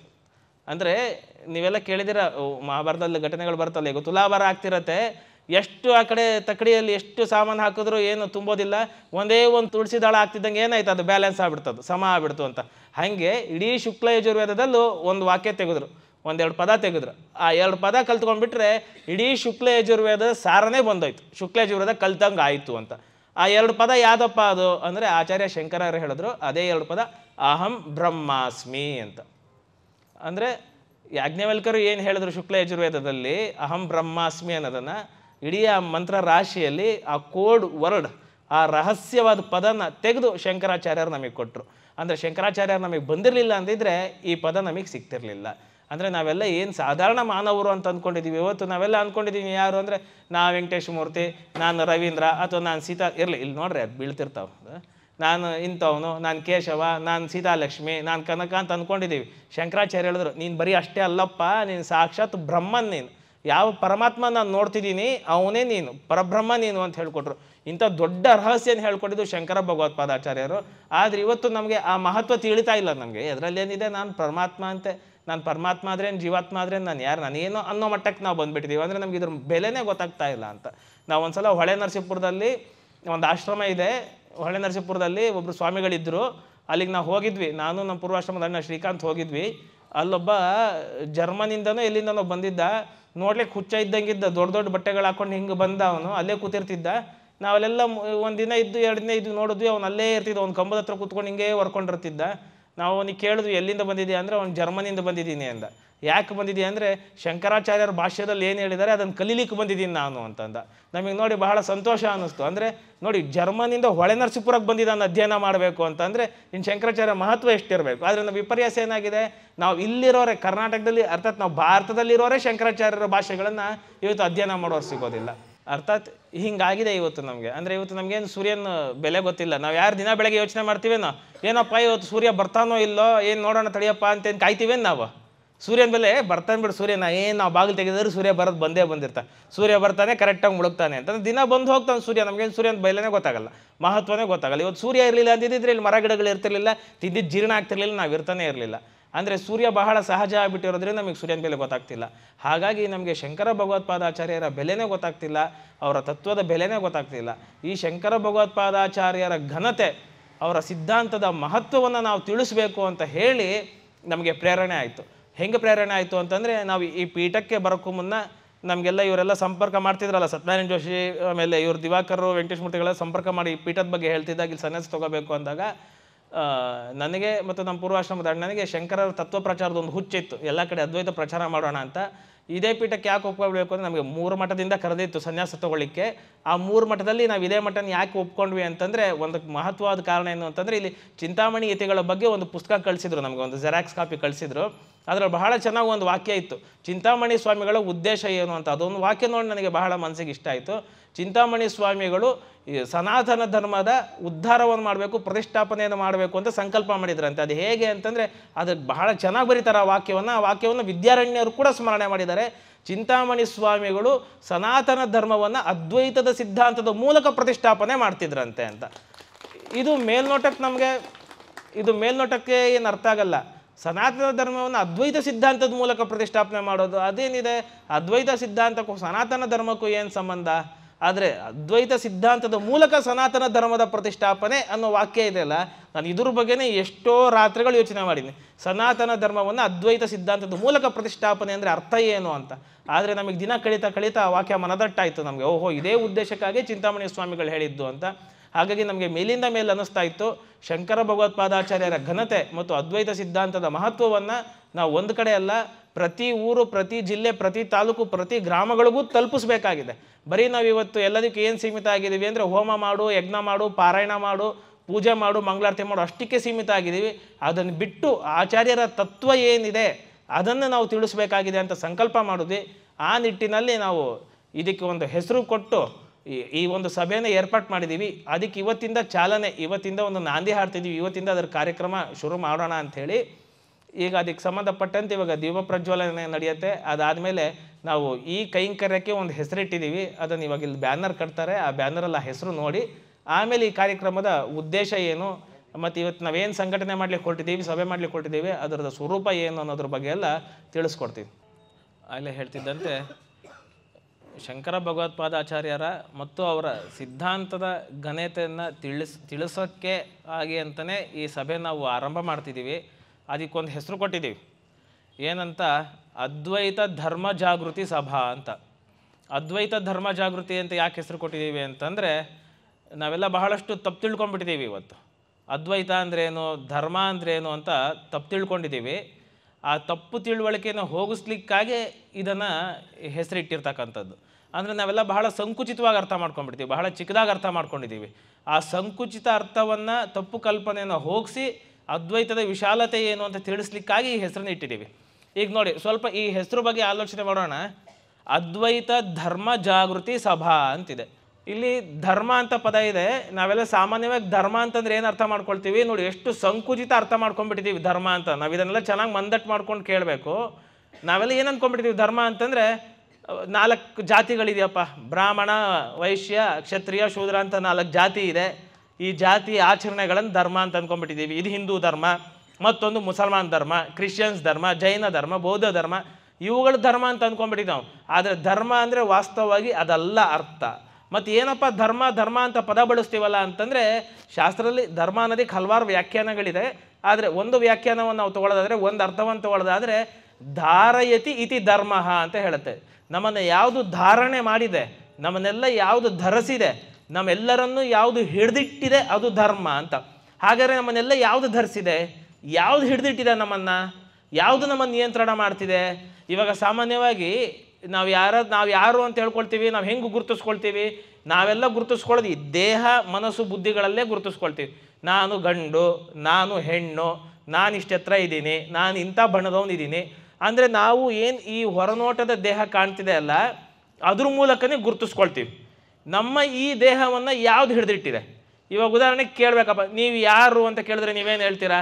ನಾನು ಈ ಚರ್ಮ ಇರೋನು, ಈ ದೇಹ, ಈ ಕೈ ನಾನು, ಈ ಬಲಗೈ ನಾನು ಅಂತ ಹೇಳ್ಕೊಳ್ತೀವೇನೋ? ಇಲ್ಲ ಈ ಎಡಗೈ ನಾನು ಅಂದ್ಕೊಳ್ತೀವೇನೋ? ಅಥವಾ ಕೂದಲು ನಾನಪ್ಪ, ತಲೆ ನಾನು, ಕಾಲು ನಾನು ಅಂದ್ಕೊಳ್ತೀವೇನೋ? ಅಕಸ್ಮಾತ್ ಕಾಲು ಹೋಯ್ತು ಅಂತ ಅಂದ್ಕೊಳ್ಳಿ, ಆಕ್ಸಿಡೆಂಟ್ ಕಾಲು ಹೋಯ್ತು ಅಂದ್ಬಿಟ್ರೆ ನಾನು ಹೋದೆ ಅಂತಾನ? ಇಲ್ಲ, ಕುಂಟ್ರು ಇರ್ತಾರೆ. ಕೈ ಹೋಯ್ತು ಅಂತ ಅಂದ್ಕೊಂಡ್ಬಿಡಿ, ಕೈ ಹೋದ ತಕ್ಷಣ ನಾನು ಹೊಟ್ಟೋದೆ ಅಂತಾನ? ಇಲ್ಲ, ಕೈ ಇಲ್ದದವರು ಇರ್ತಾರೆ. ಕಣ್ಣು ಹೋಗ್ಬಿಡ್ತಪ್ಪ, ಅವಾಗ ಆದರೂ ಬದುಕಿರ್ತೀವಿ. ಹಾಗಾದರೆ ನಾನು ಯಾರು ಅಂತಂದರೆ, ನನ್ನನ್ನು ಯಾರು ಹಿಡ್ದಿಟ್ಟಿದ್ಯಪ್ಪ, ಈ ದೇಹನ ಯಾರು ಹಿಡ್ದಿಟ್ಟಿದ್ಯಪ್ಪ ಅಂತಂದರೆ ಆತ್ಮ ಅಂತ. ಆತ್ಮ ಹೋಯ್ತು ಅಂದರೆ ನಾನು ಇರಲ್ಲ. ಆತ್ಮ ಹೋದರೆ ನಾನು ಹೋದೆ ಅಂತಲೇ ಅರ್ಥ. ಆತ್ಮ ಹೋದರೆ ನಾನು ಹೋದೆ, ಆತ್ಮ ಇದ್ದರೆ ನಾನು ಇದ್ದೀನಿ ಅಂತ. ಒಬ್ಬರು ಕವಿಗಳು ಹೇಳ್ತಿದ್ರಂತೆ, ಯಾರು ಬೇಂದ್ರೆ ಭಾಳ ಚೆನ್ನಾಗಿ ಹೇಳ್ತಿದ್ರಂತೆ, ಸಾವು ನಾನು ಹೆದರಲ್ಲ ಅಂತ. ಯಾಕೆಂತಂದರೆ ನಾನು ಇರೋ ತನಕ ಸಾವು ಬರಲ್ಲ, ಸಾವು ಬಂದಾಗ ನಾನೇ ಇರಲ್ಲ ಅಂತಿದ್ರಂತೆ. ನೋಡಿ ಎಷ್ಟು ಅರ್ಥ ಇದೆ. ನಾನು ಇರೋ ತನಕ ಸಾವು ಬರಲ್ಲ, ನಾನು ಬದುಕಿರೋ ತನಕ ಸಾವೆಲ್ಲ ಬರುತ್ತೆ, ಸಾವು ಬಂದಾಗ ನಾನು ಇರಲ್ಲ ಅದು ಬಂದಾಗ ಅಂತ. ಅರ್ಥಾತ್ ನಾನು ಹೋದರೆ ಹೋಯ್ತು, ನಾನಿದ್ರೆ ಎಲ್ಲ ಇದೆ. ಅಂದರೆ ನಾನು ಅಂತ ಯಾವ್ದಂತೀವಿ, ನಮ್ಮನ್ನೆಲ್ಲ ಯಾವ್ದು ಹಿಡಿದಿಟ್ಟಿದೆ ಅಂತಂದರೆ ಆತ್ಮನೇ ಹಿಡಿದಿಟ್ಟಿರೋದು. ಹಾಗಾಗಿ ಎಲ್ಲರೂ ಚೆನ್ನಾಗಿ ಗಮನ ಇಟ್ಟು ತಿಳ್ಕೊಳ್ಬೇಕು. ಸಮಾಜದಲ್ಲಿ ತಪ್ಪು ಅರ್ಥಗಳನ್ನು ಕೊಟ್ಟಿರ್ತಾರೆ. ಧರ್ಮ ಅಂತಂದ್ರೇನು? ಯಾವುದು ನಮ್ಮನ್ನು ಹಿಡಿದಿಟ್ಟಿದೆಯೋ ಅದು ಧರ್ಮ. ಹಾಗಾದರೆ ನಮ್ಮನ್ನೆಲ್ಲ ಯಾವುದು ಹಿಡಿದಿಟ್ಟಿದೆ? ಆತ್ಮ ಅಥವಾ ಪರಮಾತ್ಮ, ಅದೇ ಧರ್ಮ. ಆತ್ಮನೇ ಧರ್ಮ ಅಂತ. ಹಾಗಾದರೆ ಎಷ್ಟು ಆತ್ಮ ಇದೆಯಪ್ಪ? ನನ್ನಲ್ಲೊಂದು ಆತ್ಮ, ಅವರಲ್ಲೊಂದು ಆತ್ಮ, ಈ ಕಡೆ ಗಂಡಸರೆಲ್ಲ ಕೂತಿದ್ದಾರೆ ಅವರಲ್ಲೆಲ್ಲ ಗಂಡ ಆತ್ಮ, ಇಲ್ಲಿ ಹೆಣ್ಮಕ್ಳೆಲ್ಲ ಕೂತಿದ್ದಾರೆ ಅವರಲ್ಲಿ ಹೆಣ್ಣಾತ್ಮ, ಗರ್ಭಿಣಿ ಆದರೆ ತಾಯಿಯಲ್ಲೊಂದು ಆತ್ಮ, ಹೊಟ್ಟೆಲಿ ಮಗು ಒಂದು ಆತ್ಮ, ಟ್ವಿನ್ಸ್ ಮಗು ಇದ್ದರೆ ಹೊಟ್ಟೆಯಲ್ಲಿ ಅವು ಒಟ್ಟು 2 ಆತ್ಮ, ತಾಯಿ ಒಂದು 3 ಆತ್ಮ ಇರುತ್ತೆ. ಇವಾಗ ನಮ್ಮ ಹೊಟ್ಟೆಯಲ್ಲಿ ಜಂತು ಹುಳಗಳಿರ್ತಾವಪ್ಪ 100, ಹಂಗಾರೆ ನನ್ನ ದೇಹದಲ್ಲಿ 100 ಆತ್ಮಗಳಿದೆ? ಹಂಗಿಲ್ಲ. ಎಲ್ಲರಲ್ಲೂ ಇರ್ತಕ್ಕಂಥದ್ದು ಒಂದೇ ಆತ್ಮ. ಈ ಆತ್ಮದಲ್ಲಿ 2 ಇಲ್ಲ. ಅಂದರೆ ಮೊದಲನೇ ಅರ್ಥ, ಆತ್ಮದಲ್ಲಿ 2 ಇಲ್ಲ. ಆತ್ಮದಲ್ಲಿ 2 ಇಲ್ಲ ಅನ್ನೋದಕ್ಕೆ ಏನು ಹೇಳ್ತೀವಿ ಅಂದರೆ ಅದ್ವೈತ ಅಂತೀವಿ. ಹಾಗಾಗಿ ಪರಮಾತ್ಮನಲ್ಲಿ 2 ಇಲ್ಲ, ಆತ್ಮನಲ್ಲಿ 2 ಇಲ್ಲ ಅನ್ನೋದಕ್ಕಾಗಿ ಅದ್ವೈತ ಅಂತ ಕರಿತೀವಿ. ಆತ್ಮ ಅಂದ್ರೇನು? ಧರ್ಮ. ಧರ್ಮ ಅಂದರೆ ಆತ್ಮ. ಧರ್ಮದಲ್ಲಿ 2 ಇಲ್ಲ, ಧರ್ಮ ಇರೋದೇ ಒಂದು, ಅದಕ್ಕೆ ಅದ್ವೈತ ಧರ್ಮ ಅಂತಲೇ ಹೆಸರು. ಅದಕ್ಕೆ ಧರ್ಮದಲ್ಲಿ 2 ಇಲ್ಲ, ಇರೋದೇ ಒಂದು ಧರ್ಮ. ಈ ಧರ್ಮಕ್ಕೆ ಮತ್ತೊಂದು ಹೆಸರೇನಪ್ಪ ಅಂತಂದರೆ, ಈ ಧರ್ಮ ಬಹಳ ಮುಂಚೆಯಿಂದಿದೆ, ಈ ಆತ್ಮ ಬಹಳ ಮುಂಚೆಯಿಂದ ಇದೆ. ಎಷ್ಟು ಕಾಲದಿಂದ ಇದೆ? ಭಗವದ್ಗೀತೆಯಲ್ಲಿ ಕೃಷ್ಣ ಹೇಳ್ತಿದ್ದಾನೆ, ಅಜೋ ನಿತ್ಯ ಶಾಶ್ವತೋಯಂ ಪುರಾಣೋ ನ ಹನ್ಯತೆ ಹನ್ಯಮಾನೆ ಶರೀರೆ ಅಂತ. ಅಜೋ ನಿತ್ಯ. ಅಜೋ ಅಂದ್ರೆ ಏನು? ಅಜೋ ಅಂದರೆ ಹುಟ್ಟೇ ಇಲ್ಲ ಇದಕ್ಕೆ, ನೋ ಡೇಟ್ ಆಫ್ ಬರ್ತ್. ನಾವು ಮಕ್ಕಳಿಗೆ ಸುಮ್ಮನೆ ತಪ್ಪಾಗಿ ಹೇಳ್ಕೊಡ್ತೀವಿ ಅಷ್ಟೇ. ಇವತ್ತು ನೀನು ಹುಡ್ದಬ್ಬ, ನೀನು ಜನವರಿ 20ನೇ ತಾರೀಕು ಹುಟ್ಟಿದ್ಯಾ, ಹ್ಯಾಪಿ ಬರ್ತ್ಡೇ ಟು ಯು ಅಂತ ಹೇಳ್ಕೊಡ್ತೀವಿ. ಶುದ್ಧ ಸುಳ್ಳದು, ಹುಟ್ಟಿದ ದಿನ ಅಲ್ಲ. ಅವ್ರಿಗೆ ಮಕ್ಳಿಗೆ ನಾವು ಏನು ಹೇಳ್ಕೊಡ್ಬೇಕು? ಸುಮ್ಮನೆ ನಿನಗೆ ಈ ದೇಹ ಬಂತಲ್ಲಪ್ಪ, ಈ ದೇಹ ಹುಟ್ಟಿದ ದಿನ ಅಷ್ಟೇ, ನೀನು ಹುಟ್ಟಿದ್ದಲ್ಲ, ನಿನಗೆ ಡೇಟ್ ಆಫ್ ಬರ್ತ್ ಇಲ್ಲ. ಮತ್ತು ಯಾವತ್ತು ಎಲ್ಲ ಸತ್ತರೆ, ಯಾರ್ದಾದ್ರು ಸತ್ತಿದ ಫೋಟೋ ಕೆಳಗೆ ಹಾಕ್ಬಿಡ್ತೀವಿ date of birth, date of ಹೋದರು, ಡೇಟ್ ಆಫ್ ಎಕ್ಸ್ಪೈರ್ ಅಂತ. ಎಲ್ಲ ಈ ಪ್ರಪಂಚದಲ್ಲಿ ಇರ್ತಕ್ಕಂಥ ಎಲ್ಲ ವಸ್ತುಗೂ ಡೇಟ್ ಆಫ್ ಮ್ಯಾನುಫ್ಯಾಕ್ಚರ್ ಇದೆ, ಆಮೇಲೆ ಎಕ್ಸ್ಪೈರಿ ಡೇಟು ಇದೆ. ನೀವು ಯಾವ್ದಾದ್ರು ಒಂದು ಔಷಧಿ ತೊಗೊಳ್ಳಿ, ವಸ್ತು ತೊಗೊಳ್ಳಿ, ಅದ್ರ ಮೇಲೆ ಇರುತ್ತೆ use before 12 months, use before 24 months ಅಂತ. ಅಂದರೆ ಪ್ರತಿಯೊಂದು ವಸ್ತುಗೂ ಮ್ಯಾನುಫ್ಯಾಕ್ಚರ್ ಡೇಟು ಇದೆ, ಎಕ್ಸ್ಪೈರಿ ಡೇಟು ಇದೆ. ಆದರೆ ಆತ್ಮಗೆ ಮಾತ್ರ ಮ್ಯಾನುಫ್ಯಾಕ್ಚರ್ ಡೇಟು ಇಲ್ಲ, ಎಕ್ಸ್ಪೈರಿ ಡೇಟು ಇಲ್ಲ. ಅದಕ್ಕೆ ಕೃಷ್ಣ ಹೇಳ್ತೇನೆ, ಆತ್ಮಗೆ ಏನು ಅನ್ನಬೇಕು? ಅಜೋ ಅಂದರೆ ಇದು ಹುಟ್ಟೇ ಇಲ್ಲ, ಅನಾದಿ ಕಾಲ, ಅನಾದಿಯಿಂದಿದೆ, ಬಹಳ ಮುಂಚೆಯಿಂದನೂ ಇದೆ. ಅಜೋ ನಿತ್ಯ, ಯಾವಾಗಲೂ ಇರುತ್ತದೆ. ಇವತ್ತಿದೆಯಪ್ಪ, ನಾಳೆ ಇಲ್ಲ. ಭಾನುವಾರ ಬಂದರೆ ಆತ್ಮ ಇರಲ್ಲ, ಹಾಗಿಲ್ಲ. ಅದು ಕೆಲಸಕ್ಕೆ ರಜಾ ಅಷ್ಟೇ ಭಾನುವಾರ, ಆತ್ಮ ರಜಾ ಮಾಡೋದೇ ಇಲ್ಲ, ಅದು ಯಾವಾಗಲೂ ಇದ್ದೇ ಇರುತ್ತೆ. ಅಜೋ ನಿತ್ಯ ಶಾಶ್ವತೋಯಂ, ಶಾಶ್ವತ. ಯಾರಾದರೂ ನಮ್ಗೆ ಹೊಡೆದ್ರು ಅಂದ್ಕೊಳ್ಳಿ, ಸಾಯಿಸಿದ್ರು ಅಂತ ಅಂದ್ಕೊಳ್ಳಿ, ಅದು ಸಾಯೋದಿಲ್ಲ. ಶಾಶ್ವತೋಯಂ ಪುರಾಣ ಭಾಳ ಅನಾದಿ ಕಾಲದಿಂದನೂ ಇದೆ. ಅದಕ್ಕೇನಂತ ಹೆಸರು? ಸನಾತನ ಅಂತ ಹೆಸರು. ಹಾಗಾಗಿ ನಮ್ಮ ಧರ್ಮಕ್ಕೆ ಏನಂತ ಹೆಸರು ಕರಿತೀವಿ ನಾವು? ಸನಾತನ ಧರ್ಮ. ಸನಾತನ ಅಂದ್ರೇನು? ಧರ್ಮ. ಸನಾತನ ಅಂದರೆ ಆತ್ಮ. ನೋಡಿ, ಇವೆಲ್ಲ ಒಂದೇ ಪದ. ಸನಾತನ ಅಂದರೆ ಧರ್ಮ, ಸನಾತನ ಅಂದರೆ ಆತ್ಮ. ಅದು ಬಹಳ ಮುಂಚೆ ಕಾಲದಿಂದಲೂ ಇದೆ, ಅದಿರದೇ ಒಂದು. ಅದಕ್ಕೆ ಅದ್ವೈತ ಧರ್ಮ, ಅದ್ವೈತ ಸನಾತನ. ನಾವೆಲ್ಲ ಏನಂತ ಅರ್ಥ ಮಾಡ್ಕೊಳ್ಬೇಕು ಅಂದರೆ, ಅದಕ್ಕೆ ಕೃಷ್ಣ ಹೇಳ್ದ ಅಜೋ ನಿತ್ಯ ಶಾಶ್ವತೋಯಂ ಪುರಾಣೋ ನಾ ಹನ್ಯತೆ ಹನ್ಯಮಾನ್ಯ ಶರೀರೆ. ನೀವು ಸಾಯಿಸೋದಾದ್ರೂ ಏನರಪ್ಪ, ಈ ದೇಹನ ಸಾಯಿಸ್ತೀರ ಅಷ್ಟೇ, ನನ್ನಲ್ಲ ಅಂತ. ನಾವೆಲ್ಲ ಕತೆ ಕೇಳಿದೀವಿ. ಅಲೆಕ್ಸಾಂಡರು ಎಲ್ಲ ಕಡೆ ಯುದ್ಧ ಮಾಡ್ಕೊಂಡು ಗೆದ್ಕೊಂಡು ಬಂದಂತೆ. ಎಲ್ಲ ಕಡೆ ಯುದ್ಧ ಮಾಡಿ ಗೆದ್ದು ಬಹಳ ಶ್ರೀಮಂತ ಆಗಿದ್ದಂತೆ. ಅಷ್ಟು ಐಶ್ವರ್ಯ ಇತ್ತಂತ ಅವನ ಹತ್ರ. ಅವ್ನು ಹೀಗೆ ಎಲ್ಲ ದೇಶಗಳಿಗೂ ಸಂಚಾರ ಮಾಡ್ತಿರ್ಬೇಕಾದ್ರೆ ಅವ್ನಿಗೆ ಹೇಳಿದ್ರಂತೆ, ನೀನು ಎಲ್ಲ ದೇಶಗಳನ್ನ ಗೆದ್ದಿದ್ಯಾ ಅಂತ ಭಾಳ ಹೆಮ್ಮೆ ಪಡ್ತಿದ್ಯಾ, ಭಾರತದ ಮೇಲೆ ಯುದ್ಧ ಮಾಡಿ ದಂಡಯಾತ್ರೆ ಮಾಡಿ ಗೆದ್ದಿದ್ಯಾ ಅಂತ. ಅವನಿಲ್ಲ, ಈಗ ಹೋಗಬೇಕು ಅಂದ್ಕೊಂಡು ನೀನು ಭಾರತಕ್ಕೆ ಅಂತ. ಒಂದ್ಸಲ ಭಾರತಕ್ಕೆ ಹೋಗಿ ಯುದ್ಧ ಮಾಡು ನೋಡೋಣ ಅಂತಂದ್ರಂತೆ. ಸರಿ ಅಂತೇಳಿ ಅವನು ಆಗ್ತಾನೆ ಬಂದಂತೆ. ಭಾರತಕ್ಕೆ ಆಗ್ತಾನೆ ಬಂದರೆ ಅಲ್ಲೊಬ್ಬ ಮರದ ಕೆಳಗೆ ಒಬ್ಬ ಸಾಧು ಕಾಲು ಚಾಚ್ಕೊಂಡು ಕೂತಿದ್ದಂತೆ. ಅವನು ಆವಾಗ ಅವನು ಅಲೆಕ್ಸಾಂಡರ್ ಬಂದು ಕೇಳಿದ್ನಂತೆ. ಆ ಸಾಧು ಯಾರು ಕಾಲು ಚಾಚ್ಕೊಂಡು ಕೂತಿದ್ದ ಅವನಿಗೆ ಕೇಳಿದ್ನಂತೆ, ಏನೋ ಇಲ್ಲಿ ಎಲ್ಲಿ ಹೋಗ್ಬೇಕು, ಇಲ್ಲಿ ಯಾರಿದ್ದಾರೆ, ನಾನು ಯುದ್ಧ ಮಾಡಬೇಕು ಹಾಗೆ ಅಂತ. ಅವ್ನು ಹಿಂಗೆ ಹೋಗಪ್ಪ, ಹಿಂಗೆ ಹುಡ್ಕೊಂಡು ಹೋಗು ಅಂದಂತೆ. ನಾನು ಇಷ್ಟು ದೊಡ್ಡ ರಾಜ ಬಂದಿದ್ದೀನಿ, ಕಾಲು ಚಾಚ್ಕೊಂಡು ಮಾತಾಡ್ತಿದ್ಯಾ ನೀನು, ನನಗೇನು ಬೆಲೆ ಕೊಡಲ್ವ ನೀನು, ನಾನು ಯಾರು ಗೊತ್ತಿದ್ಯಾ, ದಿ ಅಲೆಕ್ಸಾಂಡರ್ ಗ್ರೇಟ್, ಇಡೀ ಭೂಮಂಡಲನೇ ಗೆದ್ದಿದ್ದೀನಿ, ಎಲ್ಲ ದೇಶಗಳು ಗೆದ್ದಿದ್ದೀನಿ ನಾನು ಬಂದರೆ ಹಿಂಗೆ ಕಾಲು ಚಾಚ್ಕೊಂಡು ಕೂತಿದ್ಯಲ್ಲ ನೀನು, ನಾನು ನಿನ್ನ ಕತ್ತಿ ತೊಗೊಂಡು ಹೊರಟು ಸಾಯಿಸ್ತೀನಿ ಅಂತ. ಅವಾಗ ಆ ಸಾಧು ಹೇಳಿದ್ನಂತೆ, ಅಯ್ಯೋ ನಿನ್ನ ಕತ್ತಿಗೆ ಯಾರು ಇರ್ತಾರೆ, ನೀನು ಸಾವಿಗೆ ಯಾರು ಇರ್ತಾರೆ, ಸಾಯಿಸ್ಬೇಕು ಅಂದರೆ ಸಾಯಿಸ್ಕೊ ಹೋಗಂತಾನಂತೆ. ಆವಾಗ ಅಲೆಕ್ಸಾಂಡರ್ ಅಂತ ಏನು ಇಷ್ಟು ಹಗುರವಾಗಿ ಮಾತಾಡ್ತಾನೆ, ಅಲೆಕ್ಸಾಂಡರ್ ಬಂದಿದ್ದೀನಿ ಅಂದ್ರೂ ಕೇರ್ ಮಾಡಲ್ಲ, ನಿನ್ನನ್ನು ಸಾಯಿಸ್ತೀನಿ ಅಂದ್ರೂ ಏನು ಹೆದರ್ತಾನೆ ಇಲ್ವಲ್ಲ ಅಂತ. ಅವಾಗ ಸಾಧು ಹೇಳ್ತಾನಂತೆ, ಏನು ಮಾಡ್ತೀಯ ನೀನು, ಏನು ಮಹಾ ಮಾಡ್ಬೋದು ನೀನು, ಹಬ್ಬಬ್ಬ ಅಂದರೆ ನಂಗೆ ಕತ್ತಿ ತೊಗೊಂಡು ಸಾಯಿಸ್ಬೋದು, ಸಾಯಿಸಿದ್ರೆ ನನ್ನ ದೇಹ ಹೋಗುತ್ತೆ ಹೊರತು ನಾನು ಸಾಯಲ್ಲ ಅನ್ನಂತೆ. ಅವಾಗ ಅಲೆಕ್ಸಾಂಡರ್ಗೆ ಸ್ವಲ್ಪ ತಲೆ ಹೊಳ ಬಿಟ್ಟಂಗೆ ಆಯ್ತಂತ. ಇವನು ಏನು ಹೇಳ್ತಾನೆ, ಇವನು ನಾನು ಸಾಯಿಸಿದ್ರು ಸಾಯಲ್ಲ ಅಂತಾನೆ ಅಂತ. ಕೃಷ್ಣ ಇದನ್ನೇ ಹೇಳಿದ್ದು, ನಾ ಹನ್ಯತೆ ಹನ್ಯಮಾನ್ಯ ಶರೀರೇ, ನೀವು ನನ್ನ ದೇಹ ಸಾಯಿಸ್ಬೋದ್ರಿ, ನನ್ನನ್ನು ಸಾಯಿಸೋಕ್ಕಾಗಲ್ಲ ಅಂತ. ಅವಾಗ ಅಲೆಕ್ಸಾಂಡರ್ ಕೇಳಿದಂತೆ, ನೀನೇನು ಹೇಳ್ತಿದ್ಯಾ ಅಂತ. ಅವಾಗ ಒಂದು ಕುತ್ಕೊಂಡು ತತ್ವೋಪದೇಶ ಹೇಳಿದ್ನಂತೆ. ಆವಾಗ ಅಲೆಕ್ಸಾಂಡರ್ಗೆ ತಿಳಿದಂತೆ, ಭಾರತದಲ್ಲಿ ಇಂಥ ತತ್ವೋಪದೇಶ ಇದೆಯಾ ಅಂತ ಹೇಳಿ ಅವ್ನು ಯುದ್ಧ ಮಾಡ್ಲಿಕ್ಕೆ ಬಂದವನು ಎಲ್ಲ ಬಿಟ್ಟು ಹೋದನಂತೆ. ಕಡೆಯಲ್ಲ ಅವನು ಸೈನಿಕರಿಗೆ ಹೇಳಿದ್ನಂತೆ, ನಾನು ಸತ್ತ ಮೇಲೆ ನಾನು ಸಮಾಧಿ ಮಾಡ್ತಿರಲ್ಲ, ಸಮಾಧಿ ಮಾಡ್ಬೇಕಾದ್ರೆ ನಂದು 2 ಕೈನ ಸಮಾಧಿಯಿಂದ ಹೊರಗಿಟ್ಟು ಮಣ್ಣು ಮಾಡಿ ನನ್ನ ಬಂದವರಿಗೆ ಗೊತ್ತಾಗಲಿ, ನಾನು ಇಡೀ ಎಲ್ಲ ದೇಶನೂ ಗೆದ್ದು ಹಣ ಸಂಗ್ರಹ ಮಾಡಿ ಆಸ್ತಿ ಎಲ್ಲ ಮಾಡಿಟ್ರು ಹೋಗೋ ಕಾಲದಲ್ಲಿ ಏನೂ ತೊಗೊಂಡು ಹೋಗಲಿಲ್ಲ, ಖಾಲಿ ಕೈಯಲ್ಲಿ ಹೋದೆ ಅಂತ ಗೊತ್ತಾಗಲಿ ಅಂತ ಹೇಳಿದ್ನಂತೆ. ಇರಲಿ, ತಾತ್ಪರ್ಯ ತೊಗೊಳ್ಳೋಣ. ತಾತ್ಪರ್ಯ ಏನು ಅಂದರೆ ಭಾರತದಲ್ಲಿ ಅಂತಹ ತತ್ವಜ್ಞಾನಿಗಳಿದ್ದವ್ರು ಮರದ ಕೆಳಗಿದ್ರು, ಮರದ ಬುಡಗಳಲ್ಲಿದ್ದರು. ಇದೇ ವಿದೇಶದಲ್ಲಿ ಯಾರು ಸ್ವಲ್ಪ ತಿಳ್ಕೊಂಡ್ರೆ ಸಾಕು, ಅವರೆಲ್ಲ ಸೂಟು ಬೂಟು ಹಾಕೊಂಡು PhD ತೊಗೊಂಡು ಡಾಕ್ಟ್ರೇಟ್ ತೊಗೊಂಡು ಯೂನಿವರ್ಸಿಟಿಗಳು ಅಂತಿರ್ತಾರೆ. ಅಂದರೆ ನಮ್ಮಲ್ಲಿ ತತ್ವಜ್ಞಾನಿಗಳು ಬಹಳ ಸಹಜವಾಗಿ ಬಂದೋದ್ರು. ಅರ್ಥಾತ್ ಇದನ್ನೇ ಕೃಷ್ಣ ಹೇಳಿದ್ದು, ನಮ್ಮ ಶರೀರ ಹೋಗುತ್ತೆ, ನಮ್ಮ ಶರೀರಕ್ಕೆ ಕಾಯಿಲೆ ಬರುತ್ತೆ, ನನಗೆ ಕಾಯಿಲೆ ಬರೋದಿಲ್ಲ, ನನಗೆ ಹುಟ್ಟೂ ಇಲ್ಲ ಸಾವೂ ಇಲ್ಲ ಅಂತ. ಮನುಷ್ಯನಿಗೆ ಈ ಸಾವು ಅಂತಕ್ಕಂಥದ್ದು ಭಾಳ ಭಯ ತರ್ತು. ನಾವು ಹೀಗೆ ಒಂದು ಶಾಲೆಯಲ್ಲಿ ಇದ್ದಾಗ ಒಬ್ಬ ಟೀಚರು, ವಿಜ್ಞಾನ ಟೀಚರ್ ಹಿಂಗೆ ಹೇಳ್ತಾಯಿದ್ರು ಮಕ್ಕಳು ಪಾಠ ಮಾಡ್ತಾ, ನೋಡಿ ಮಕ್ಕಳು, ಇವತ್ತು ನಾವೇನು ಸೂರ್ಯನ ನೋಡ್ತೀವಲ್ಲ, ಅದು ಸಣ್ಣ ಸೂರ್ಯ, ಅದು ಬೆಂಕಿಯ ಚೆಂಡು, ಅದು ಬೆಂಕಿ ಉರಿತಾ ಇದೆ. ನಾವು ಇವಾಗ ಒಂದು ಬೆಂಕಿ ಹಚ್ಚಿದ್ರೆ ಎಷ್ಟೊತ್ತು ಉರಿಯತ್ತಪ್ಪ, ಒಂದು ಅರ್ಧ ಗಂಟೆ 1 ಅವರ್ ಉರಿಯತ್ತಷ್ಟೇ, ಆಮೇಲೆ ಆ ಬೆಂಕಿ ಆರೋಗುತ್ತೆ.